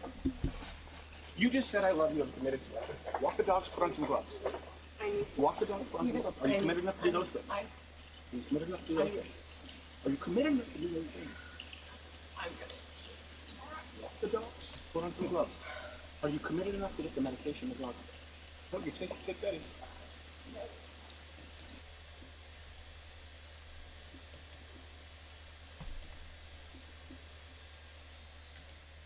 That it wouldn't at some point come around to you. That for me is just, why was it okay for all the trans people, all the people of color, all the marginalized minorities, but suddenly you expected him not to be misogynistic? I don't know how long they've been together. Maybe he's changed. He's been an annoying piece of shit since I've been aware of him. But she doesn't deserve abuse. She doesn't deserve to be emotionally abused. Not at all. And she also should have the right to divorce him if that's what she wants. And that's what's so disturbing to me. You hear so many stories about men who kill their entire families because the wife was about to leave. And instead of allowing these women to walk away from the relationships that they don't want, these men would rather kill their entire family just to not seem like less of a man. and I want to make it very clear. Steven Crowder and his ilk are indeed advocating for a future where women in the position of his ex-wife stay in these marriages, cannot escape these marriages. There's no way for them to get away from the abuse, right? That's what they're advocating for. That is a future that they are advocating for. That's why they're taking away abortion access. You take away a woman's ability to control her fertility, you take away her future. They want women to be perpetually pregnant inside of the home and out of the public eye. That is the future that they want. And they're willing to use women to get us there. They're willing to use conservative women, conservative speakers to say, I'm not that affected by it. I'm not that negatively impacted by it. Now, I have not watched any of these particular videos, but when I was looking up no-fault divorce, immediately I got several different conservative videos about no-fault divorce.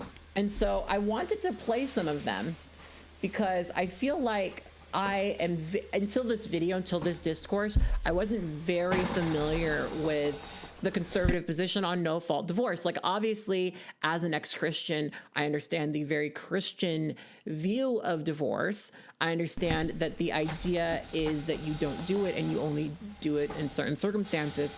But I didn't understand really until this video that conservatives are indeed angling to remove things like no-fault divorce so that women can't just walk away from their marriages. So let me watch this Ben Shapiro video. So if you're talking about what exactly shifted, no-fault divorce in the United States is essentially the thing that shifted. And with that came family breakdown, came the rise of individualistic, subjective autonomy, the belief that you were to be disconnected from institutions, and that bled all the way down the chain. One of the great ironies, by the way, when it comes to the elitists is that they don't actually live like they preach. If you look at the elitists, many of them are married, many of them have kids, many of them went to college, most of them made pretty good life decisions, which is how they got to be successful. But the stuff that they preach is precisely the opposite of that, and it's ingested by pop culture and then spewed out there. And people who are sort of lower down on the economic scale, those are the people who tend to embody that, and then those are the ones who suffer. Very weird, very weird. No-fault divorce is seen by a lot of conservative men as like the thing that led or started the downfall of society. And that's not surprising to me because obviously I've listened to them rally against feminism, and what do they often rally against? Birth control, women in the workplace, women taking up any space at all. So it's clear that they have a lot of hate towards women for divorce. Now, let's hear Jordan Peterson. I believe Jordan Peterson's been divorced a few times. I could be wrong about that. No, he was. A situation where couples who say, well, actually, we've just grown apart, nonetheless, unless they want to wait 5 years or 2 years for separation, they have to go in and plead unreasonable behaviour to get a divorce and start splitting up their assets. That's the joy of no-fault divorce, is that you don't have to make those contested cases. You can simply say, our marriage is no longer working, and part ways without going into all of that acrimony. That seems quite sensible to me. It also seems quite naive to me. Well, I've seen very few non-acrimonious divorces. They're very hard on kids.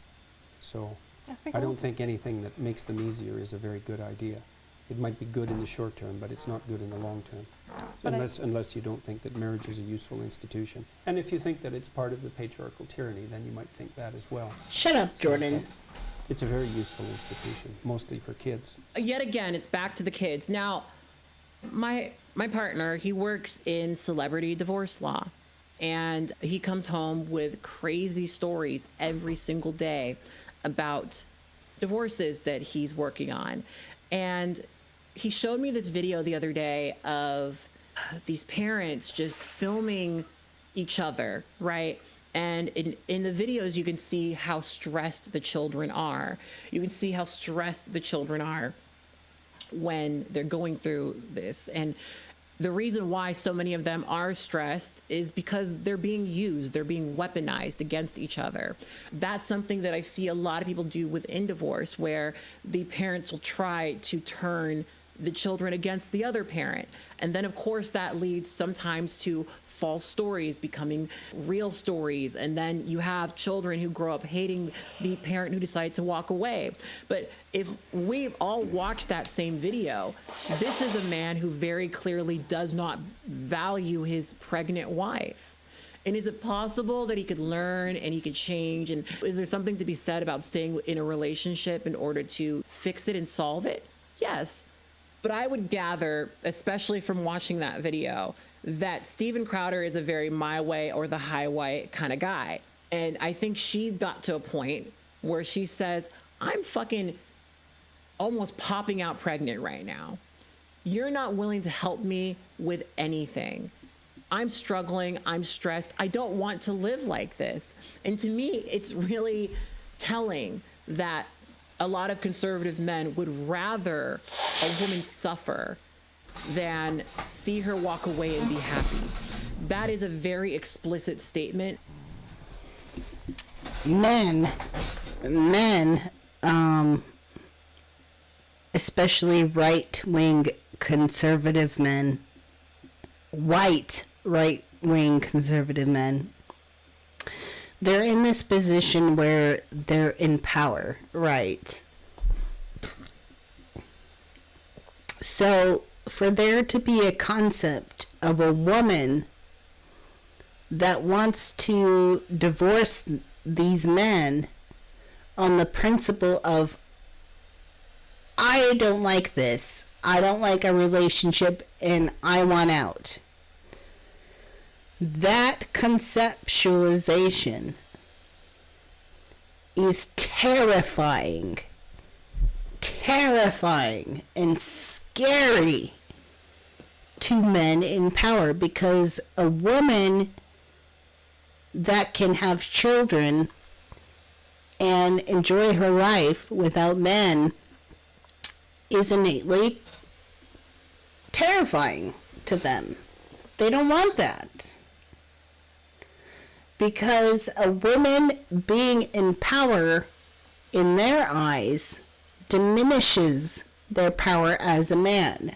Now, if that was so true, if that was actually a thing, which it is, that would mean that the whole patriarchal idea of men in power is actually full of shit. And if men in power find out they're full of shit, they're going to fall apart.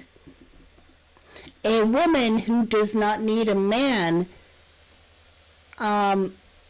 is a pure representation of the idea that men aren't as powerful as they think they are. That he only sees her as a piece of property. And that is the future that they're trying to return to. Yes, divorce can be incredibly hard on children. But you know what's even harder on children? Living in a house with two parents who absolutely fucking hate each other. My observation of a lot of people who get married is that sometimes there is a lack of foresight. And especially within Christian faith, it is pretty common for people to get married really young before either of these people have actually developed into full people. So it's not uncommon for people who got along when they were in their 20s to grow up to hate each other in their 30s, right? I think marriage is something that should be really heavily considered, not very lightly considered. But the Christian approach to marriage is one that really pushes people to marry people that they don't know very well. To me, it's fascinating that Steven Crowder would want to remain married to someone who doesn't want to be married to him. To me, that's a really clear statement of just how little he actually values his wife as a person. In the video that we watched that she posted, I believe he actually says that he's never felt love from her. And he actually says that he doesn't love her back. So why do you want to be in this relationship? What's so important to you about it? To him, she is nothing more than property. The children are nothing more than an extension of him. And once again, you see how little he values his wife when she's pregnant, very pregnant. And he's saying, put some gloves on, do some work, do your wifely duties. It's just, I don't think I could have possibly seen a more clear example of that. The way that these conservative men speak about wanting to protect women and children, you would imagine that they were willing to do anything to make sure that the wife is healthy and happy. But it's clear that's not his priority. His priority, like many conservative men, is their own happiness. They want a woman barefoot, pregnant, at home, taking care of the home, taking care of him, having sex when he needs sex, and that is it. That is it. I think a lot of men right now are scared because a lot of women have been able to figure out that they don't need them. And a lot of men are scrambling. And you see this in the manosphere. You see a lot of men scrambling to try to argue that women who are unmarried, who do not have children, are just living this miserable, unfulfilling life. Yep. When if unmarried women with no children, we often are quite happy because we don't have someone like that sitting at home basically telling us every single moment of the day that we're not valuable to them, right? These men are realizing that the only way they're going to be able to get the traditional sort of experience that they keep fantasizing about is literally by making it illegal for women to do anything else. A couple of videos ago, I talked about the Texas Agriculture Department passing a law about dressing by your biological sex.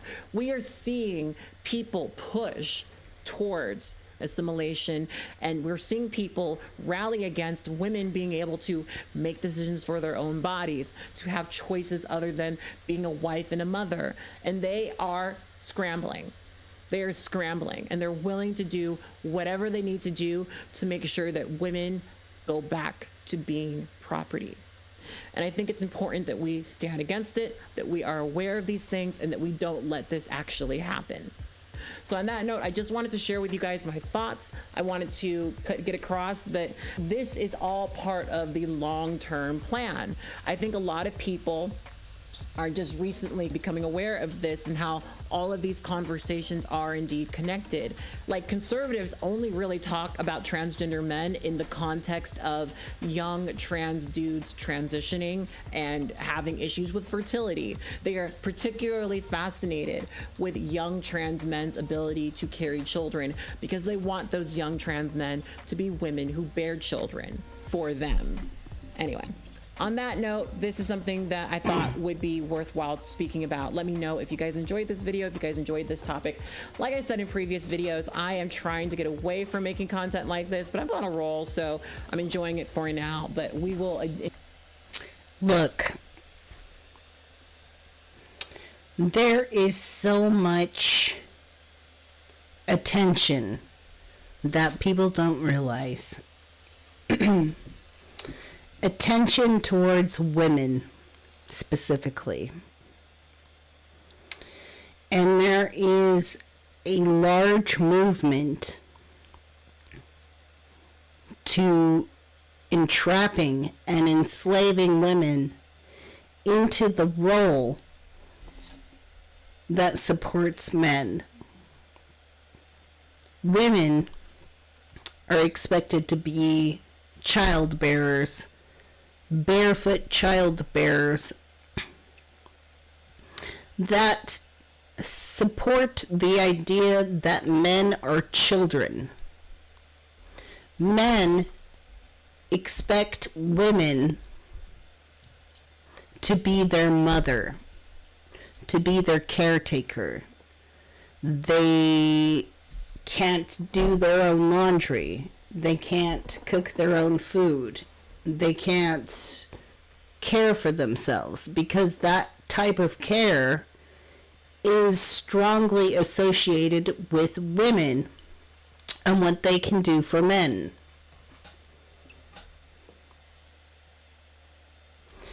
When we talk about the concept of divorce, and especially the concept where divorce can be decided based simply because people don't get along,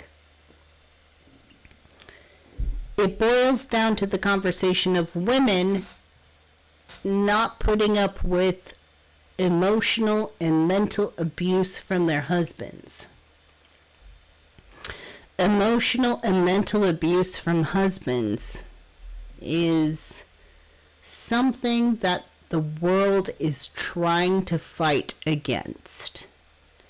It's trying to fight against the concept of it because ultimately society wants a world where women will constantly be subservient to men in power. If Sorry, hold on. If men in power who are coddled by women suddenly are in a situation where they can't harness that power, the ultimate blame is put onto women. I am lacking power because this woman is stripping it away from me. This is the mentality of men. Women need to rise up and tell men, no, I will not be your mother. No, I will not coddle you. I will be in a relationship with you. I love you, but I will not be your mother. Men need to rise up and stop putting themselves in the position of a man-child. Why are men so infatuated with being in the position of a child for their girlfriend or wife? A real man is going to rise up and take care of a woman in the same way that she takes care of him, as a mutual understanding of care.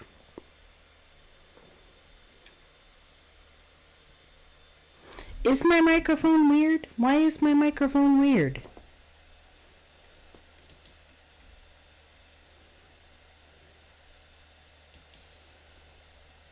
Why is my microphone weird?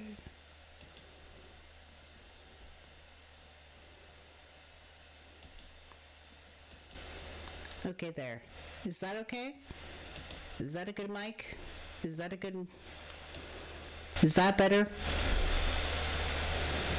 Is that better? I don't know what is going on with the mic. Is it fuzzy? Ah! Ah!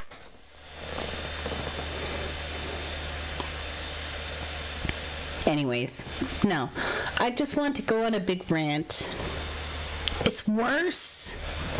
What the fuck? What do you mean it's worse? What do you mean it's worse? You heard it. Ah! Why is it red? What is going on with the mic?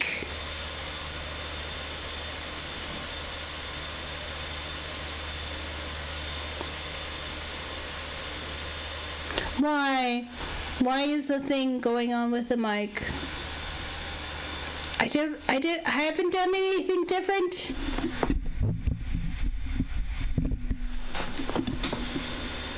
No fuzzy.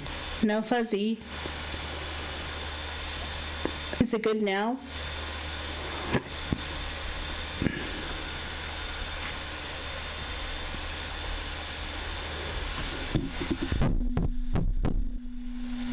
Is it okay?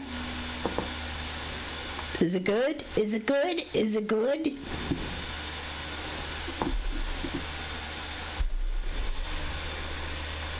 What do you mean it sounds like... Ow! People, come on. Is it good or not?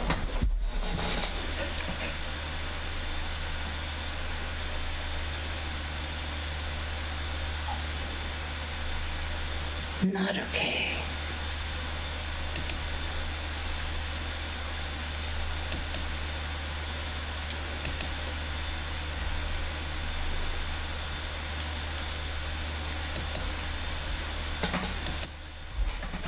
Is that better?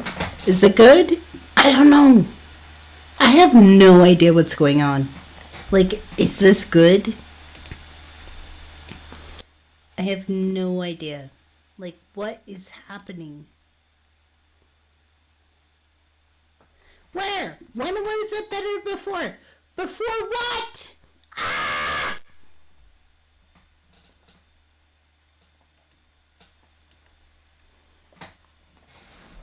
Honestly, you all stress me out.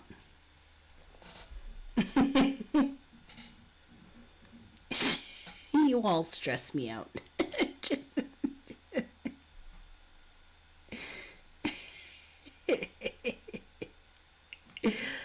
happening? It's better now. Okay. I don't know. It's so delayed.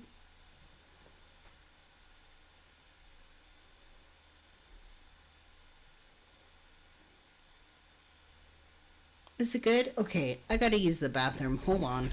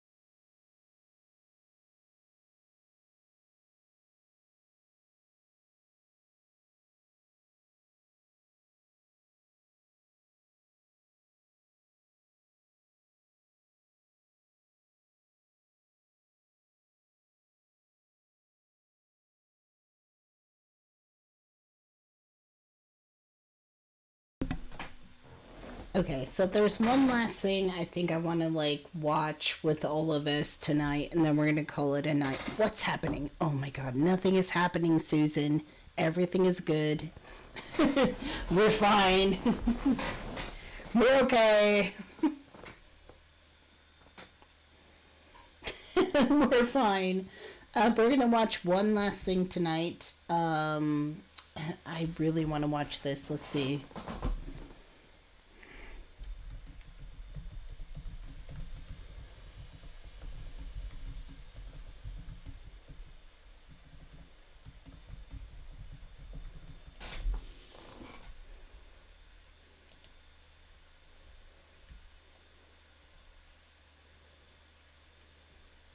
So I want to watch this show.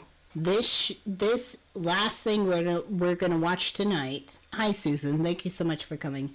We're gonna watch how this guy. So this guy is a leftist, and he tricked the Daily Wire into hiring him. And I think this is really fucking funny. So we're gonna change gears. We're gonna talk about this. Never mind Steven Crowder.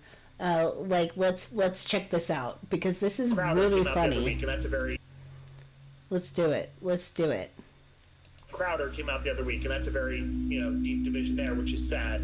But Tim Cast or whatever else, we're very we're friendly with them. They've come over here and hung out.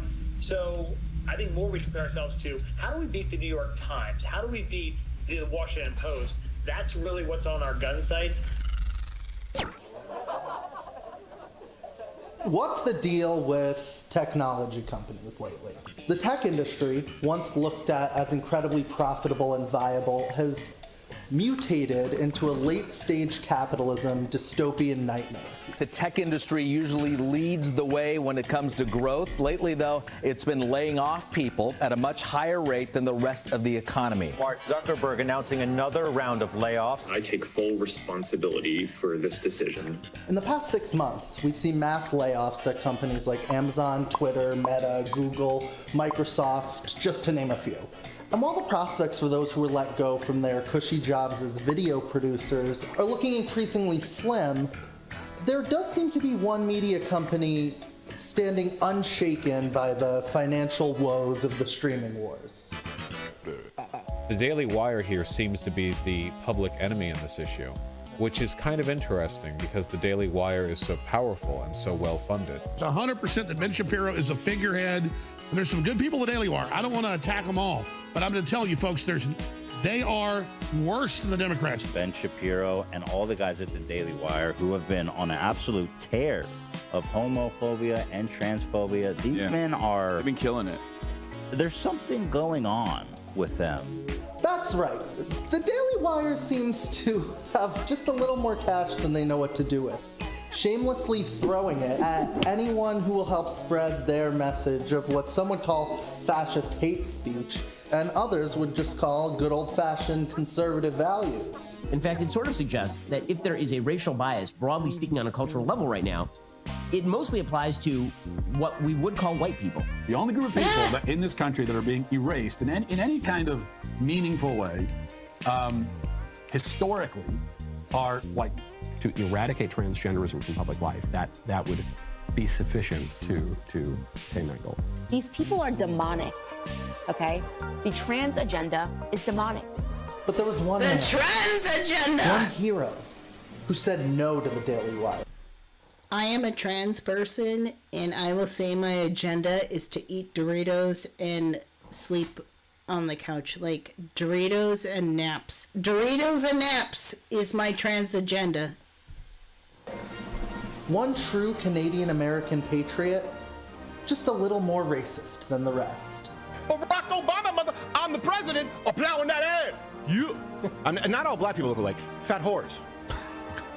Just gel together in my head. Matter of fact, I would like to send out gangs of retarded people to lynch pedophiles. But the Daily Wire just couldn't seem to change Steven Crowder's mind, no matter how much money they offered him. Like a true proletariat and workers' rights activist, Comrade Steven Crowder bravely unveiled all the details of his $50 million offer from the Daily Wire. Here's the thing, Daily Wire. Jeremy, and I really do hope that we can talk. The answer is yes, that offer did come from the Daily Wire. I'm not trying to hide that fact. I'm not ashamed of that fact. In fact, I think it's a very good offer. Daily Wire outed themselves very, very quickly. And sure enough, if you see all of the people who work there, some of whom I have relationships with. And Steve and I had always been.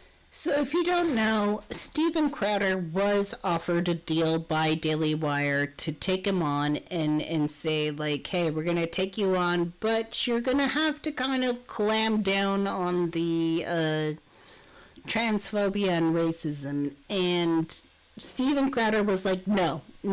If I can't be racist on my show, then I'm not going to be with Daily Wire. So Steven Crowder pretty much said, I'm too racist for Daily Wire.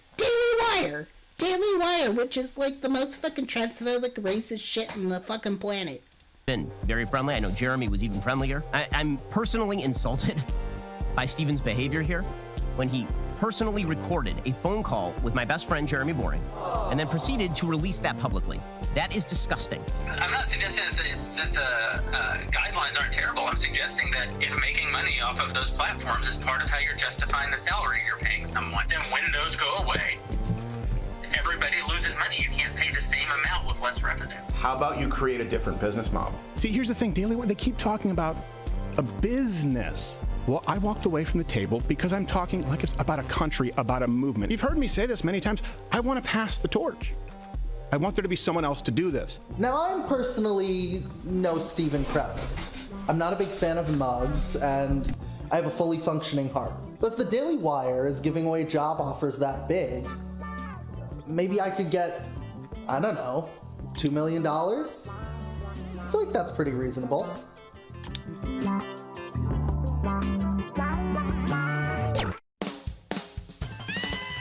It's the Daily Wire!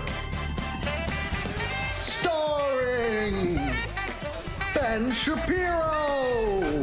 These are facts, and facts don't care about your feelings. Jeremy Boring! Our country's in trouble. Conservatives are being canceled by Hollywood, the media, universities. Matt Walsh! Good to be here with my fellow right-wing extremists. It's a very dangerous group here, and I'm happy about that. Candace Owens! I love the sort of like SNL like intro here. We are capitalists. We believe in the free market. Michael Knowles. Transgenderism must be eradicated from public life entirely. Featuring Jordan Peterson. What the hell are we going to do without men? Andrew Clavin. For more spectacular Clavin-y goodness, like and subscribe. Brett Cooper. When is the good fairy going to come with her magic wand and change my penis into a vagina? Bullshit. That did not happen. And your host, Alex Novell. Yeah.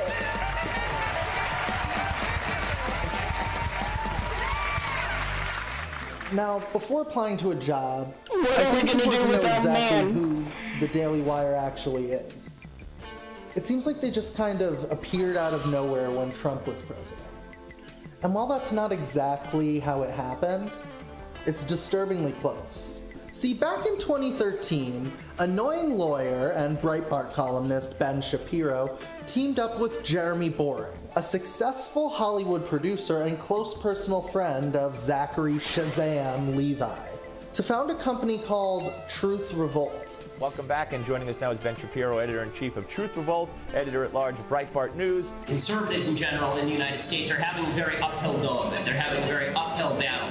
Truth Revolt was a short-lived, bizarro clone of Media Matters that failed to resecure funding through the David Horowitz Center for Freedom after only a year in existence. Despite this failure, Ben Shapiro and Jeremy Boring had secured tons of fans in the conservative sphere. But perhaps the most important one of those fans was a man by the name of Ferris Wilks. Women do not want weak, immature, pitiful men. That's not something that women used to say, I want to marry a weak, immature, pitiful man. And so, if you're looking for a mate, if you're a young man, well, don't be that kind of person. An expert fracker and kingmaker for the Texas GOP, Ferris Wilks was enamored with the confidence and Hollywood experience behind both Ben and Jeremy, eventually offering them a small, humble seed investment of $4.7 million to start a new company that would be a powerhouse for conservative news and entertainment, the Daily Wire. So in 2015, with almost $5 million in hand, the Daily Wire would literally pop up out of nowhere. Hi, black people. If you're like 7 in 10 Americans, you probably haven't heard anything at all about Planned Parenthood killing unborn babies and then selling their body parts to the highest bidder. While most people online seem to automatically associate Ben Shapiro as the leader of the Daily Wire, the company's internal culture seems to actually favor Jeremy, the boring man himself. Employees at the Daily Wire don't even refer to Jeremy by name, actually. Instead, they call him the God King. God King.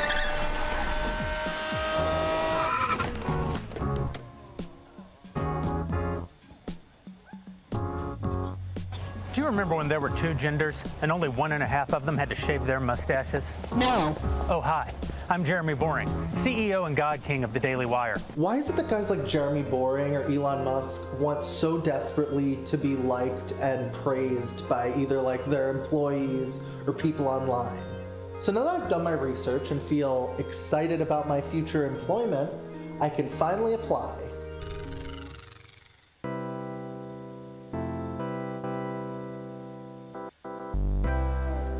The questions on the job application to the Daily Wire are super normal. Questions like, the Daily Wire is one of America's fastest growing conservative media companies and counterculture outlets for news, opinion, and entertainment. Would you be comfortable working in a work environment that produces content that is political and conservative in nature? Would you? Or what about with regard to COVID?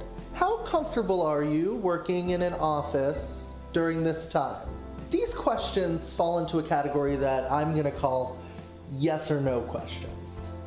And sure, there's nothing wrong with wanting to hire like-minded individuals for your company, necessarily, but you do end up building an office filled with sycophantic megalomaniacs who hate gay and trans folks. But I guess that's kind of what they're going for over at the Daily Wire. White people generally are the least racist people on earth. I mean that in a very technical way. All of us today would be in the worst spot if slavery never existed at all across the entire globe. The next step to getting hired at the Daily Wire is what they call a one-way video interview. Hi there, my name is and I'm one of the recruiters here at the Daily Wire. I want to personally thank you for your interest in working with us. Since 2015, we've been on a mission to impact and influence American culture. Conservative in nature, we are in search of hungry, humble, and smart individuals. Our teams are non-traditional in a sense that they actively try to break things, literally every day. We think differently, are entrepreneurial in our approach, and never settle for the status quo, because we are excited about the challenge and are all here for something bigger than ourselves. Your interview will begin shortly. I guess this is their chance to see how familiar I am with the Daily Wire brand, but also to make sure that I'll aesthetically fit in with the diverse community at the Daily Wire. So now it's time for the big interview. My chance to make my future bosses at the Daily Wire see that I could be a valuable and agreeable worker. But I had to fit the part. Me? Look at me. I could never pass for an alpha male conservative. Or could I?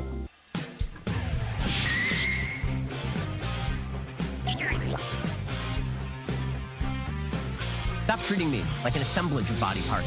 I'm a human with a soul. I'm a human with feelings. So you stop that right now, Internet. Shaking with confidence and alpha male strength, I joined the video call, ready to meet with the Daily Wire's director of post-production. We're excited you had time to do an interview with us today. Right now, we have a few different jobs open. Some of them definitely have to do with YouTube content and growing that YouTube content. And then also now as we make mini docs or other smaller shows like Jordan Peterson's Dragons, Monsters, and Men, or things of that nature, there's a few different projects I'd be interested in you working on. So you know the role that I'd envision for someone like yourself would be like, how can you work across a variety? Where it'd be like, okay, well, Candace has a new episode of something with a famous celebrity coming out tomorrow. Well, let's see. Let's see if Alex can do the trailer for that, and he can pop out a trailer in 2 days that's really badass. Then also now you go back to editing a documentary on whatever it is, or maybe it's a YouTube video that's silly from Michael Knowles. For me, my goal with the team is like, how do we become as good or be as good consistently as the New York Times or Vox or Vice or whoever it is, and be often. And for me, I'm always pushing us to be more edgy and more interesting. I don't want to be the conservative media that our parents. Hey, if you're just joining in on the fun, just so you know, we're watching a video where a leftist actually managed to trick the Daily Wire into temporarily hiring them. So this is really funny. It like exposes Daily Wire for what they are, but also why is it so easy to get a job at Daily Wire, even if you're a leftist? It's like, how can we be edgy as possible? And then when the people above us tell us we need to back off a little bit, then we'll do that. But try to be as edgy as we can. You know, politics aside, you guys are a company that has one of the widest reaches on the internet. If you go on YouTube, you will have a very difficult time finding something that's not touched by the Daily Wire. No, I appreciate it. I agree with all that. For me, and know that one of the things that we emphasize here is that people don't have to be ideologically aligned to work here. There's a guy, he just left working here to take a cool opportunity, but he worked here for 3-4 years, and he had the Andrew Yang stickers and all kinds of different views, and there's nothing wrong with that. We're all welcome of that. We're just, we want to ask because we want people to feel comfortable, because I can't tell you, we've gone through a number of interviews where we get all the way to the end, like, hey, here's a job offer. You want to come in? They're like, I don't know if I feel comfortable with the content. We're like, but we talked about this. So you want to seeing like that aspect more than anything else is the reason I asked. Yeah, totally. Pivoting from there a little bit, what kind of people annoy you the most, and how do you handle them? What kind of people annoy me the most? I mean, probably the liberals. Okay, cool. As far as being successful within the team, I think one of the things we're really big into, I know we're really big into, is we're really into the no assholes theory. We're really down to like, hey, we all get along. I think the company as a whole has that pretty much, not official policy, but like, there's a lot of lovely people that work here. We work really hard. It's a really startup environment, but everybody gets along. It's like the nicest people in the world to work with. And that's it. That's just lovely to work alongside people that are helpful and useful and things of that nature. I'm really excited for just the COO was talking the other day, just like the next 4, 5, 6 months for us. They just have all these huge ideas about things they want to do, and just like the company's going to feel so explosive for the next like 6 months. And like, as I hear some of that, it's like, hey, you can feel two different ways. I would say me in my first year working here, I'd be a little scared, like, oh, the 6 months, because I know the level of work that they're going to give us in the next 6 months is going to be intense. The part of me that's now, it's like, you accept it's going to be intense. It's also going to be awesome. That part I love deeply. And so it's like, how do we find work-life balance while also doing all this cool shit? Yeah, totally. I look for, like, and even now, as they talk about the next 6 months, I'm jacked about it. It's like, okay, let's see what we got. It's going to be fun. That's my goal. Nice. All right, I appreciate that. Thanks so much. Yeah, of course. Love it. And thank you so much, Alex. It's been lovely to chat with you, my man. Yeah, it's been really great. Thanks for taking the time.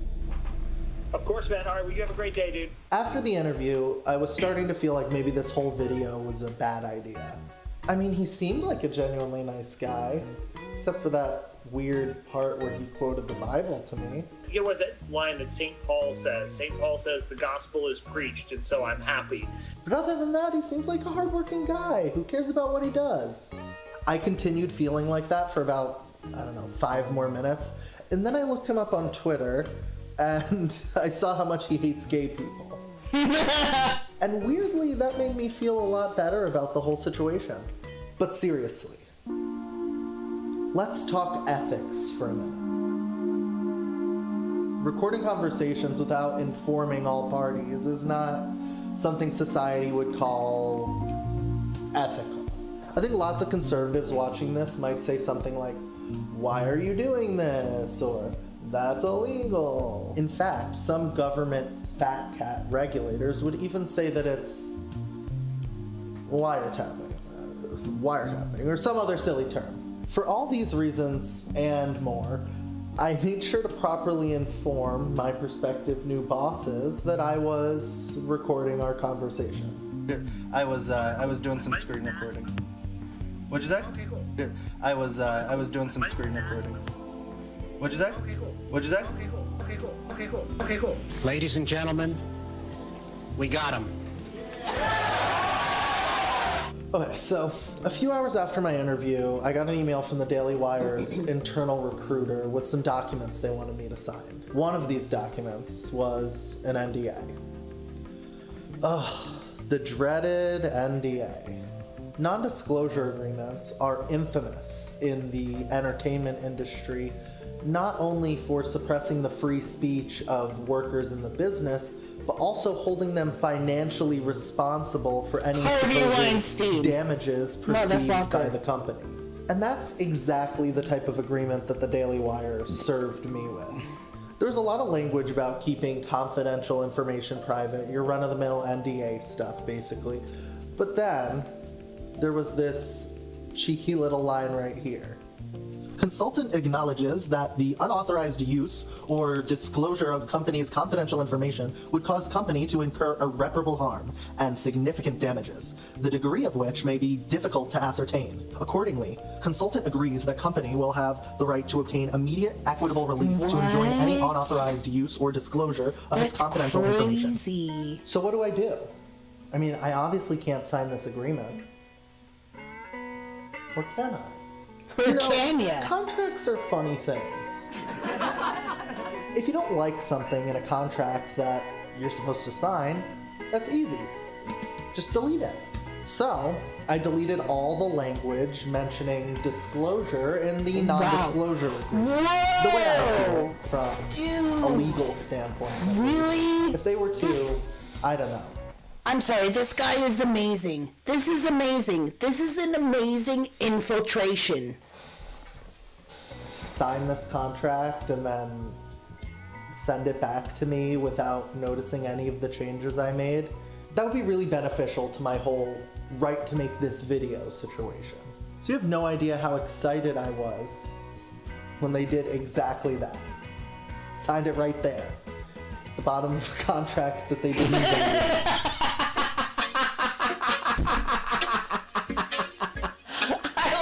Today is the day of the big edit. Motherfuckers, like, he just fucking cut out parts of the contract and sent them back to him. And he's like, does this look good? And they're like, yeah! But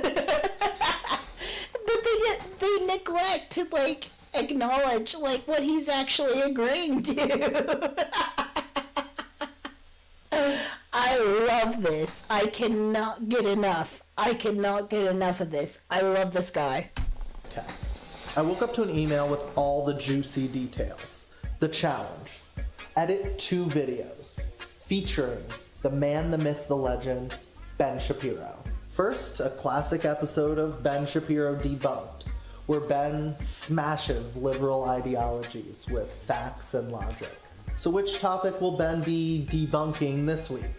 Critical race theory is an outgrowth from the 1960s argument made by racial radicals that America's institutions were irrevocably shot through with racism, unfixable and worthy of destruction. So my first challenge is just a simple debunking critical race theory. How long do they want that in? 3 to 4 hours? Okay. This is definitely worse than I expected. Ideals laid forth in the Declaration of Independence and the Constitution were not only not rooted in racism, they were ringing rejections of it. Wow. Oh, brother, this guy stinks! So they literally gave him an assignment to debunk critical race theory. Literally, take critical race theory and debunk it. There's no debunking critical race theory. Critical race theory is something that everybody needs to be exposed to. That's the point of it. So it's like, take this thing that everybody should be exposed to that would actually benefit humanity if they actually knew what the fuck was going on, and debunk it. Oh my goodness, I love this. Great. So now that we've debunked critical race theory, now it's time to move on to the second edit.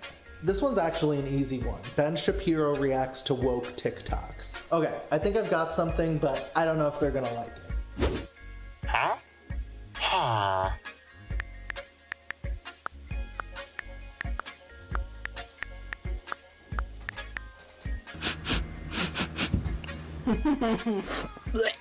Stinky. Well, either way, I don't have much time left, so this is gonna have to do. Why? Okay, so here a few things. After the nearly 9-hour edit test, it was clear how an uninformed person who watches Daily Wire content all day could be easily swayed by someone like Ben Shapiro.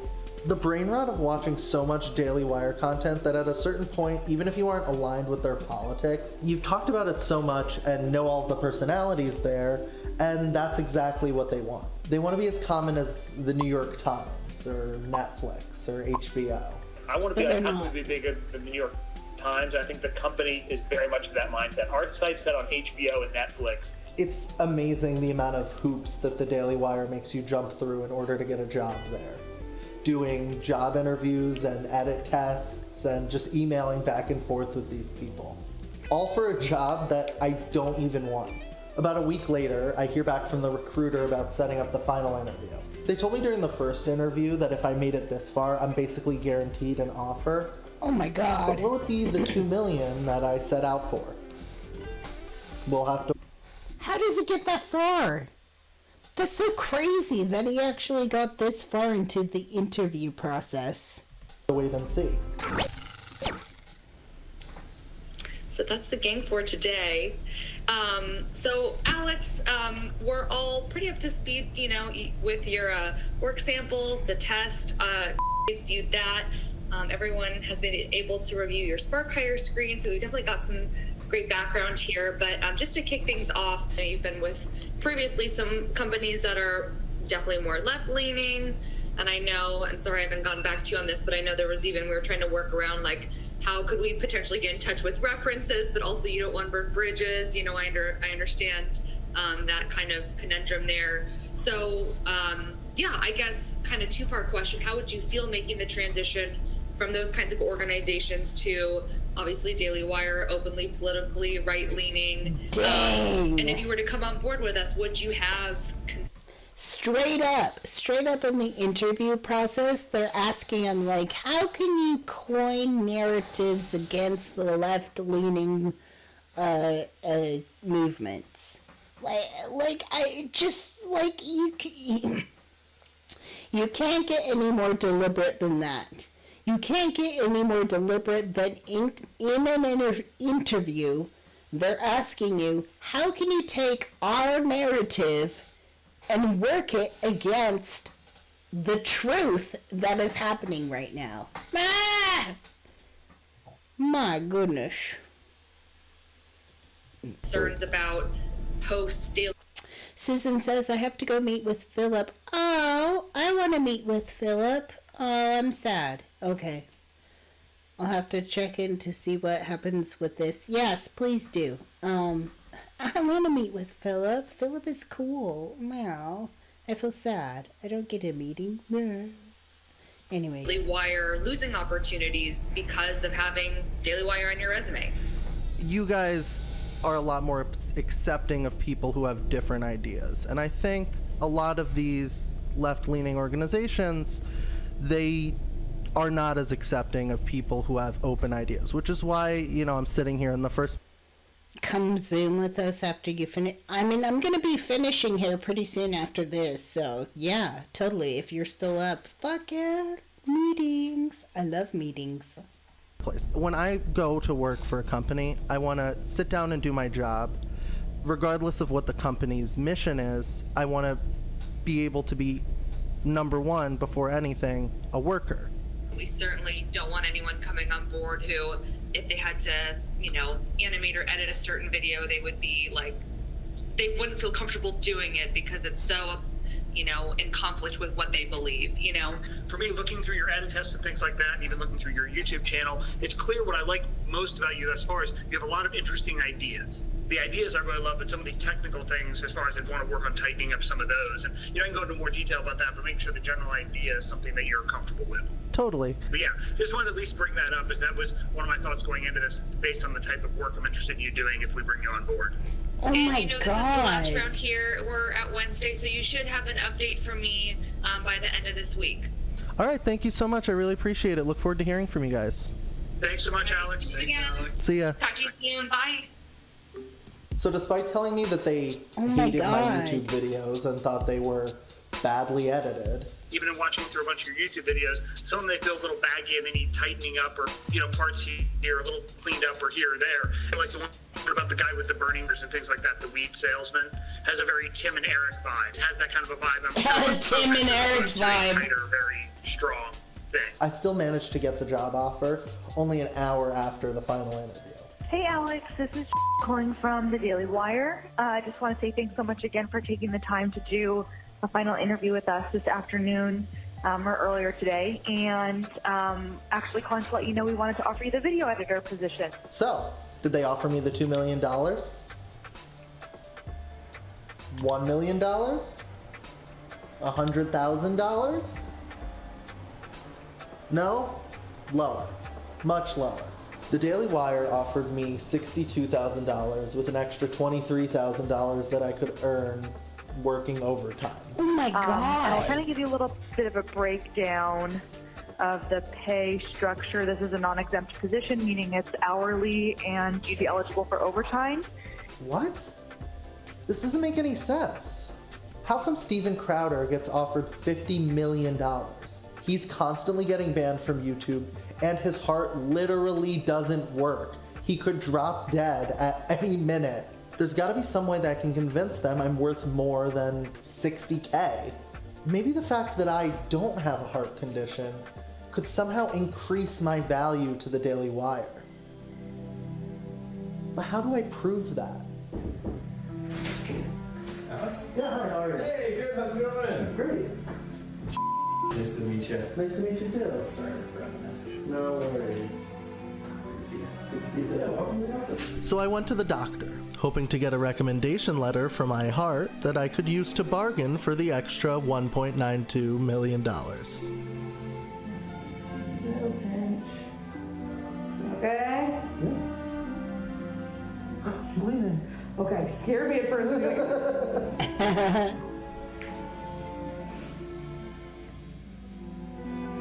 You're comfortable holding it up like that? Is that okay? All right, great. You are all set. Awesome, thank you so much. Yep, you're good to go. It's nice to meet you. Okay, so now that I have a letter from my doctor affirming my peak physical condition, I think I can finally come back with a counteroffer to the Daily Wire.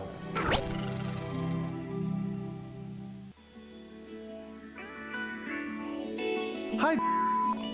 Thanks so much for the offer. That's so exciting. Unfortunately, the number is not exactly what I'm looking for in terms of base salary. But fear not, I think there's still a way we can make this work. Bearing in mind the fact that you guys offered Steven Crowder a $50 million contract despite him being a super racist and not having a fully working heart, I'm hoping that I could at least get a cool $2 million, because while I'm not a super racist and don't have as many YouTube subscribers as Crowder, I do have a fully working heart. I would be glad to attach a reference letter from my doctor, confirming the pristine condition of my heart. It seems like our numbers aren't too far off from each other. So I've attached my professional references along with this email. All the best. Sadly, a few hours after sending my counteroffer, the Daily Wire replied with a "thank you for your time." It's the business equivalent of Thank you, Disney I wish says, you the "Have a best." magical day." Dang. Basically, go fuck yourself. Totally The axed next him. day, the Daily Wire reposted the job on their careers page, a clear sign to me that they had to restart the hiring process all the way back from the beginning. So that was it. The jig was up, and it was time for me to move on. But what if I'm not quite finished trolling conservative media companies just yet? There is a deliberate and venomous anti-white campaign in our country, and it drives me crazy, and we shouldn't put up with it. It is evil from the pit of hell. No! Hello, Alex. Yeah, hi, it looks like it's just connecting. Oh, hi, how are you? Good, how are you doing today? Doing great, doing great. Cool, so you applied for the video editor position with Turning Point, correct? Yeah. Like, you know, we got a large variety of content. Like, we have a lot of story-driven content, but we also have a lot of kind of donor-driven requests, you know, things that can be simpler or not as exciting. Whether it's something that, you know, a donor requests, like they have an idea and they're like, hey, you know, it'd be cool if Turning Point would make this.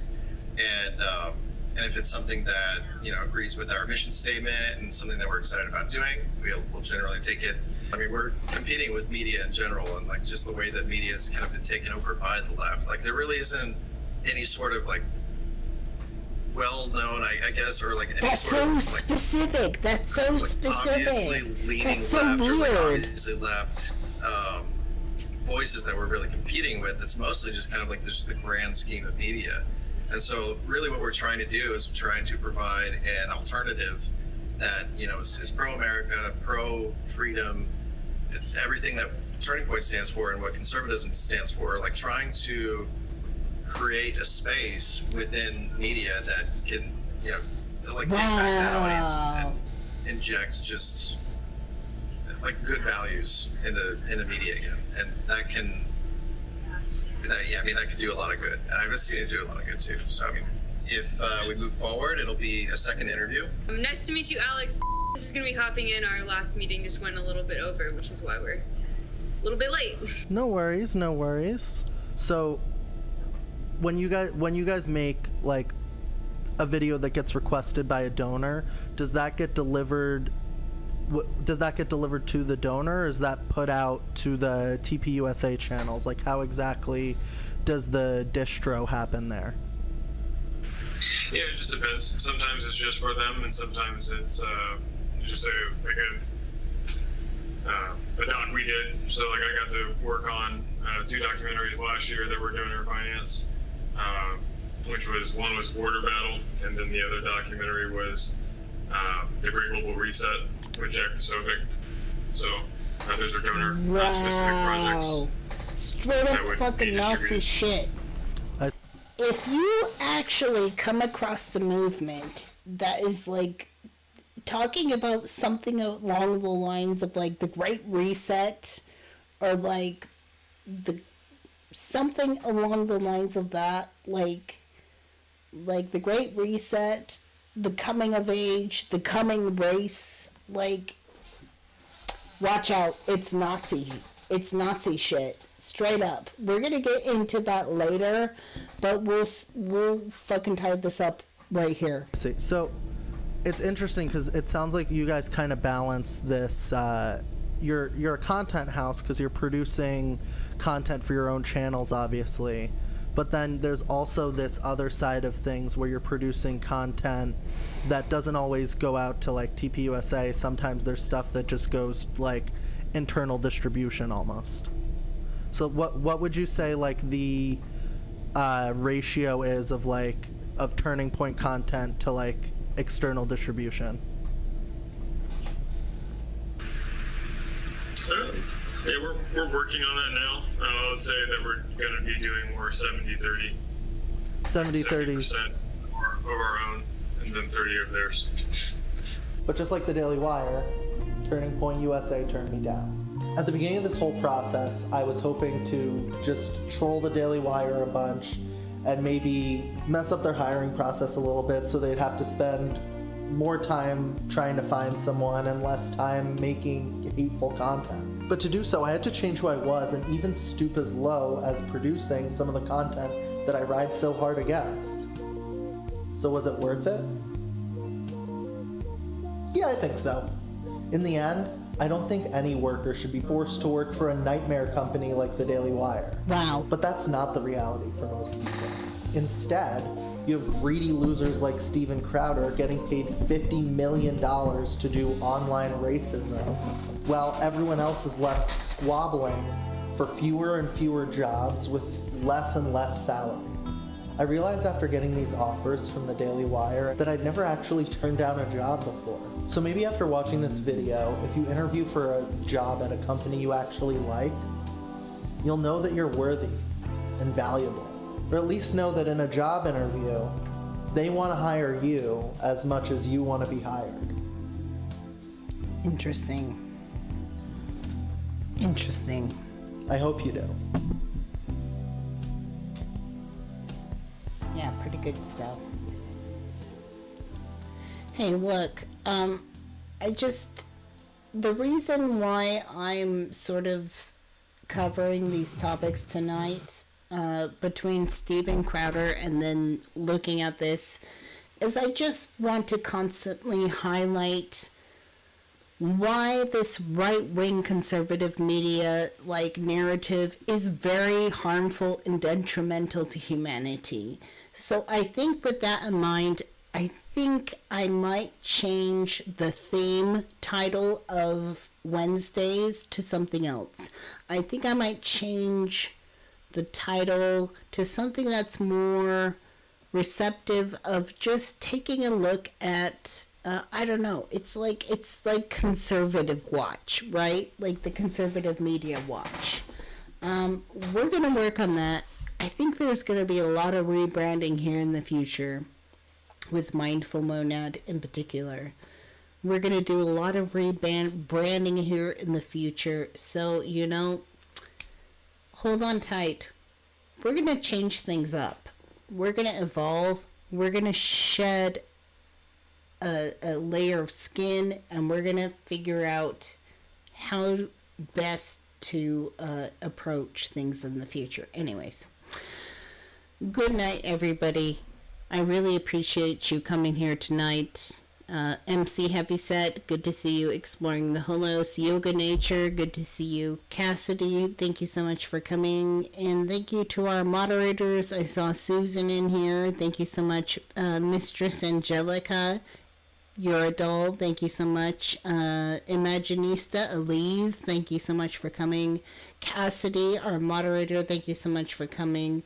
Tyler Easy, thank you so much for coming. Good night.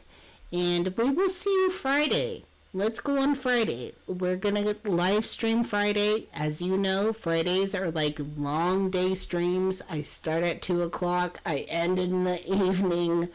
We're going to get into more of this stuff. So if you're not quite understanding what's going on, we're going to dive into it deeper. So anyways, thank you so much. MC Heavyset, thank you so much for coming.